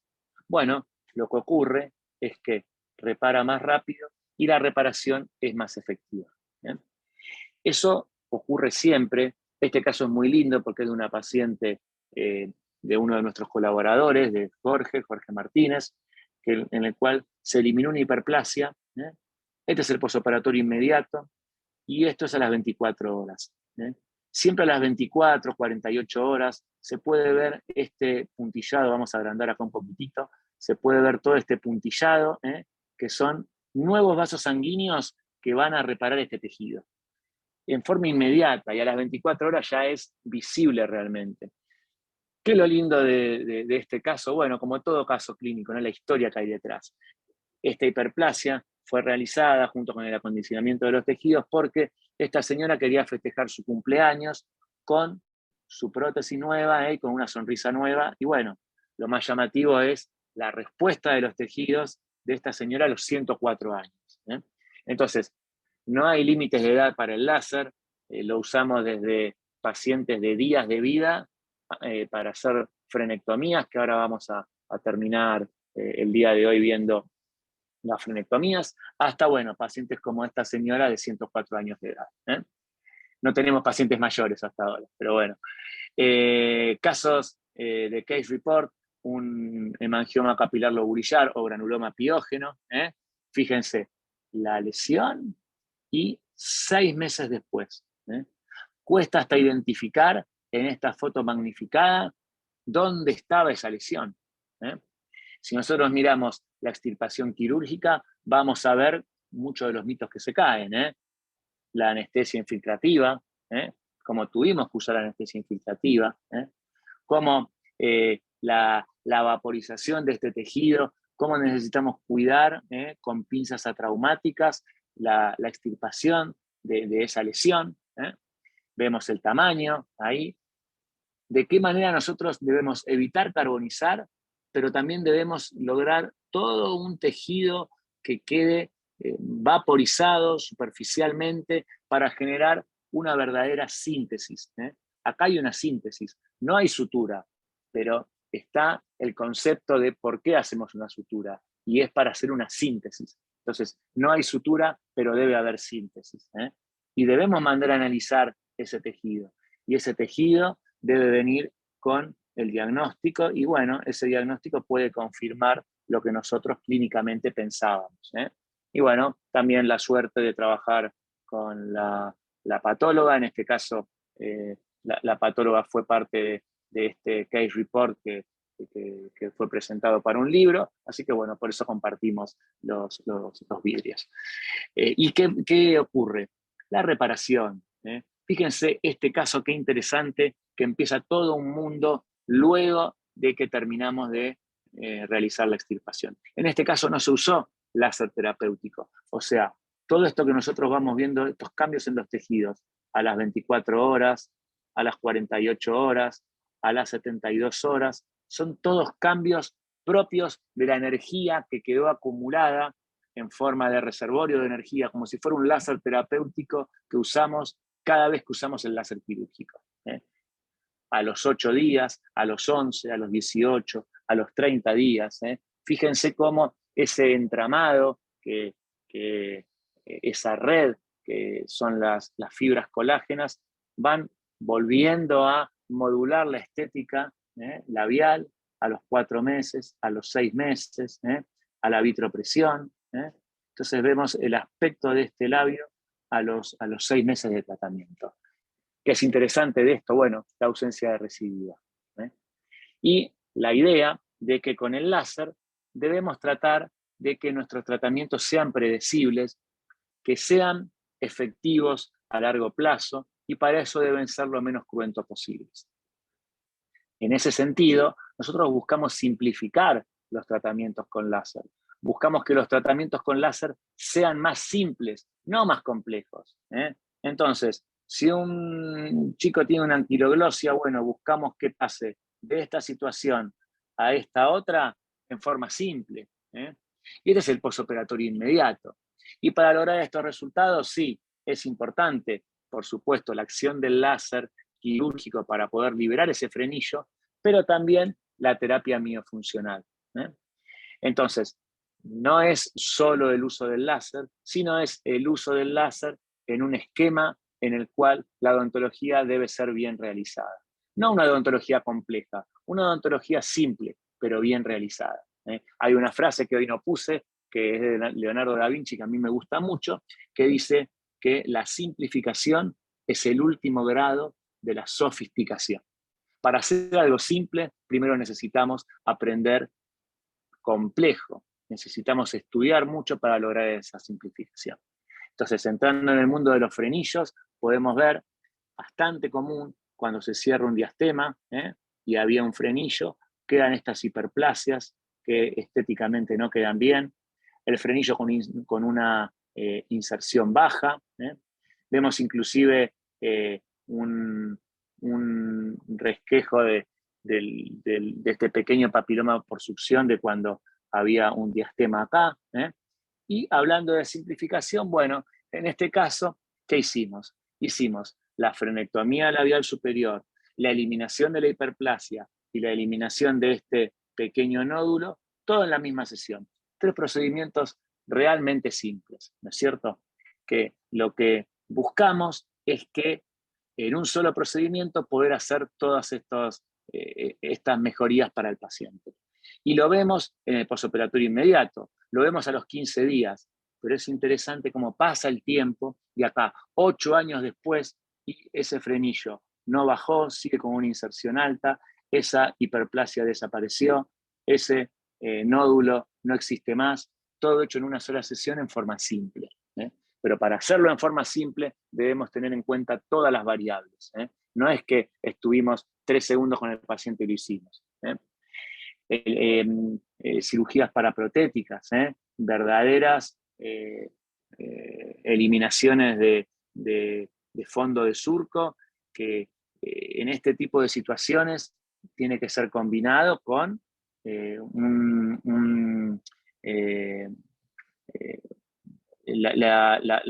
agregado de material resiliente, toda una serie de situaciones para que ese fondo de surco y ese flanco protético se pueda mantener. Por poquito que logremos, es muy importante y generalmente tenemos muy buenos resultados en estos pacientes añosos, en los cuales lograr una profundización de ese flanco vestibular nos da muchas ventajas, así como también frenectomías, en este caso frenectomía lingual, por razones protéticas en un paciente añoso.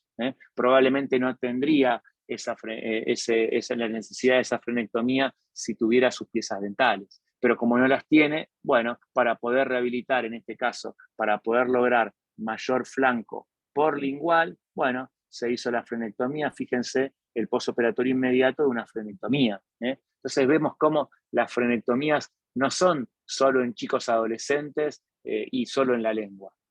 Tenemos frenectomías de todo tipo. Fíjense esta otra paciente, este surco tan marcado que a la paciente le molestaba desde el punto de vista estético. Fíjense cuando retraemos el labio, la isquemia que genera a todos estos niveles y la inserción de ese frenillo. Bueno, en este caso lo que hicimos, hacemos muchas frenectomías de este tipo. Los periodoncistas que han sido alumnos nuestros ya están muy avesados en este tipo de diagnóstico y tratamiento, y tratamos de eliminar este tipo de frenillos lo antes posible. Fíjense los resultados. El postoperatorio inmediato, a los 3 días, a los 7 días. Seguimos avanzando. a los 15 días. No solamente ese frenillo ahora está más bajo, sino está mucho más vascularizada esa encía. Ya no está más esa isquemia. Fíjense el estado de la encía, cuánto mejor está 15 días después de haber hecho la frenectomía. Pero fíjense lo más notable. Fíjense el surco, antes y después.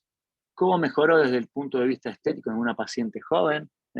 ¿Cómo mejoró la estética de este surco? Entonces, en la estética también debemos mirar la función. Sobre todo debemos mirar la función, porque uno de los mayores responsables de este surco era precisamente la inserción de ese frenillo.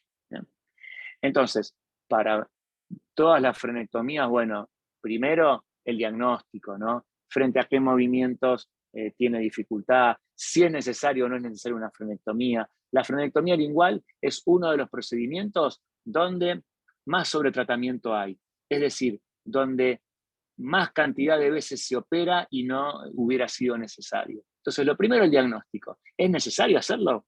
Una de cada 4 frenectomías, fácil, muchas veces no es necesario hacerlo. O con terapia muy funcional pueden salir adelante. Otras no. Cuando es necesario se opera. Y cuando se opera, en una frenectomía hay que dar anestesia infiltrativa. No podemos entrar en la profundidad de los tejidos sin anestesia infiltrativa. Y si una frenectomía no liberamos correctamente todas esas fibras que están anquilosando a esa lengua, bueno, difícilmente vamos a tener buenos resultados. Entonces, tanto como la cirugía es el diagnóstico y tanto como la cirugía es la terapia miofuncional, ya sea reemplazando la cirugía, ya sea acompañando posterior en la preparación, a veces porque hacemos preparación del paciente con terapia miofuncional, o a veces en el postquirúrgico al paciente siempre le recomendamos la terapia miofuncional, en el cual los movimientos del paciente hacen que esta patología no recidive. Entonces, todos los movimientos que el paciente tiene que realizar, los tiene que saber realizar antes, inmediatamente después y a distancia, porque si no, por más que usemos el láser, los casos tienden a recidivar. Por supuesto, si eliminamos un frenillo con láser, los pacientes van a sentir muchísimo menos dolor que si lo hacemos en forma convencional. Esta investigación nos arroja esos resultados. Y otra investigación, que es esta que vemos acá, la ausencia de hemorragia intra y postquirúrgica. Esta investigación la hicimos con Analia Bonino, con Delia Gatti, Maricoliasen, Clariana Marchese, todas alumnas del curso, amigas, colegas, y bueno, cuando hay algo interesante para investigar, lo investigamos. Y que a los 7 a 10 días de la frenectomía ya había una reparación postquirúrgica. Y claro, lo mismo que hablamos siempre, nosotros necesitamos revisar a los pacientes en el postoperatorio inmediato o 10 años después.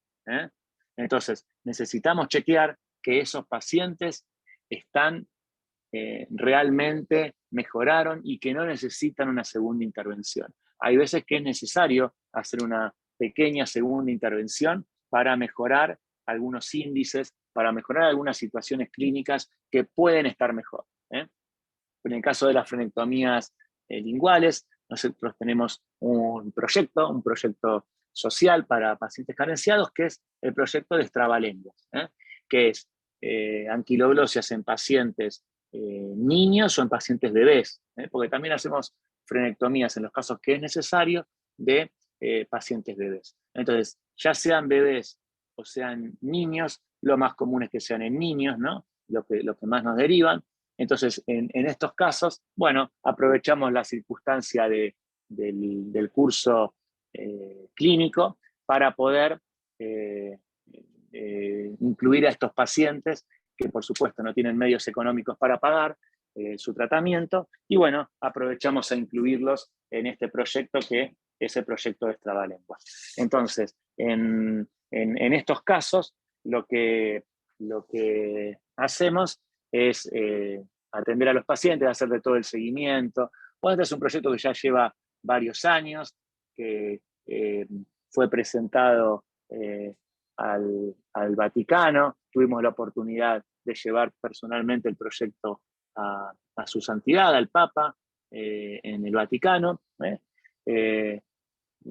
Ahí le estamos presentando el proyecto, literalmente le hablamos de láser hasta al Papa, así que eso es algo que también es una verdad, hablando de mitos y verdades, bueno, esto es una verdad, le hablamos de láser hasta el Papa. Yo siempre pienso qué estaría pensando Francisco cuando estaba leyendo y yo le hablaba del Papa, ¿no? Del láser, ¿no? Bueno, la realidad es que lo tenemos presentado, ese proyecto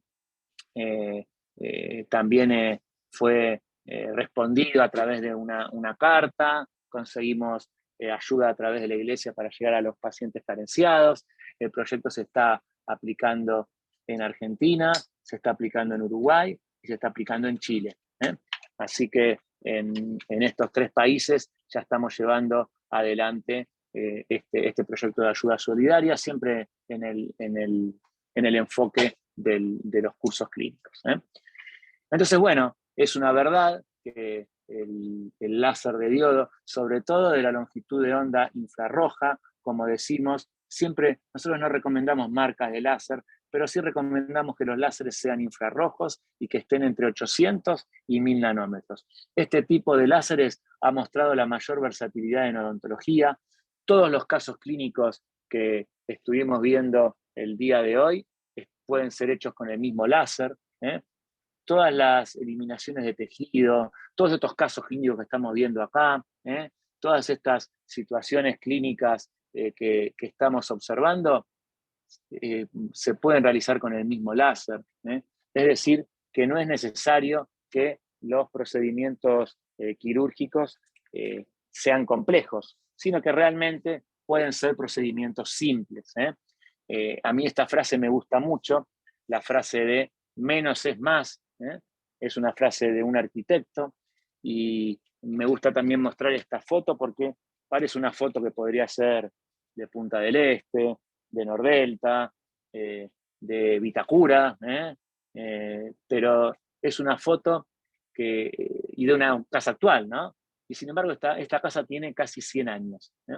Entonces estos conceptos minimalistas son los que tratamos de llevar adelante en nuestros tratamientos. Nuestros cursos, yo pertenezco a la Academy of Dentistry International, que es una entidad mundial que está en la mayoría de los países, que es la única entidad odontológica que tiene llegada a las Naciones Unidas y que tiene 3 objetivos. Primero la odontología, por supuesto, la paz y la armonía mundial y la educación continua. Por eso nuestros cursos están avalados por la Academy of Dentistry International y bueno, eso es lo que tratamos de compartir, ¿no? Como decía Alain Ducasse, que es chef, lo mejor que uno puede compartir es el conocimiento. Bueno, el conocimiento de él es más interesante que el conocimiento nuestro, ¿no? Porque el conocimiento de él tiene que ver con cosas ricas, ¿no? Un chef es realmente hace cosas ricas. Bueno, nosotros no tenemos esa posibilidad, ¿no? Nosotros compartimos el conocimiento del láser en odontología. Pero bueno, dentro de ese conocimiento los invitamos a todos a participar de nuestra diplomatura, que es nuestro curso anual. En la carátula veían al inicio todos los diferentes tipos de cursos que damos. Este es nuestro curso de iniciación, el curso de la diplomatura, que en Buenos Aires ya va por el 3er grupo, que tiene modalidad para los que cursan en el interior, que tiene su modalidad también para los cursantes del exterior.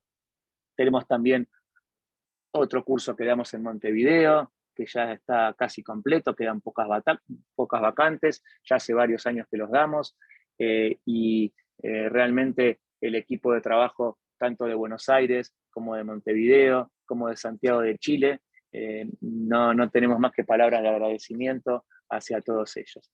Así que bueno, por un lado agradecerles la paciencia, el entrar 2 horas a internet en el medio de vacaciones quizás, ¿no? Pero bueno, son estas cosas que siempre tratamos de hacer una mejor odontología. Veo acá, a ver, que... no, muchas gracias, bueno, no, por favor, gracias a ustedes. Y para despedirnos, acá tenemos a los verdaderos protagonistas, los tenemos acá a Oli, a Balta y a Marisol, así que entre todos nosotros, entre los 4, recién estábamos en la foto, acá estamos en la realidad, en vivo y en directo, así que bueno, que se portaron muy bien porque mantuvieron silencio acá mientras terminábamos la clase. Los chicos estaban esperando para venir a saludar. Así que bueno, Oli, Balta, saluden a todos los colegas que están ahí. Así que bueno, muchas gracias a todos y bueno, las dudas que tengan nos preguntan por WhatsApp o por mail, los esperamos a todos en nuestros cursos. Y bueno, los que no se fueron de vacaciones, felices vacaciones, y los que ya se fueron, bienvenidos de vuelta al trabajo. Gracias a todos. Un beso grande, nos vemos, hasta luego, chau, chau. Adiós, nos vemos. Muchas gracias. Chao, adiós.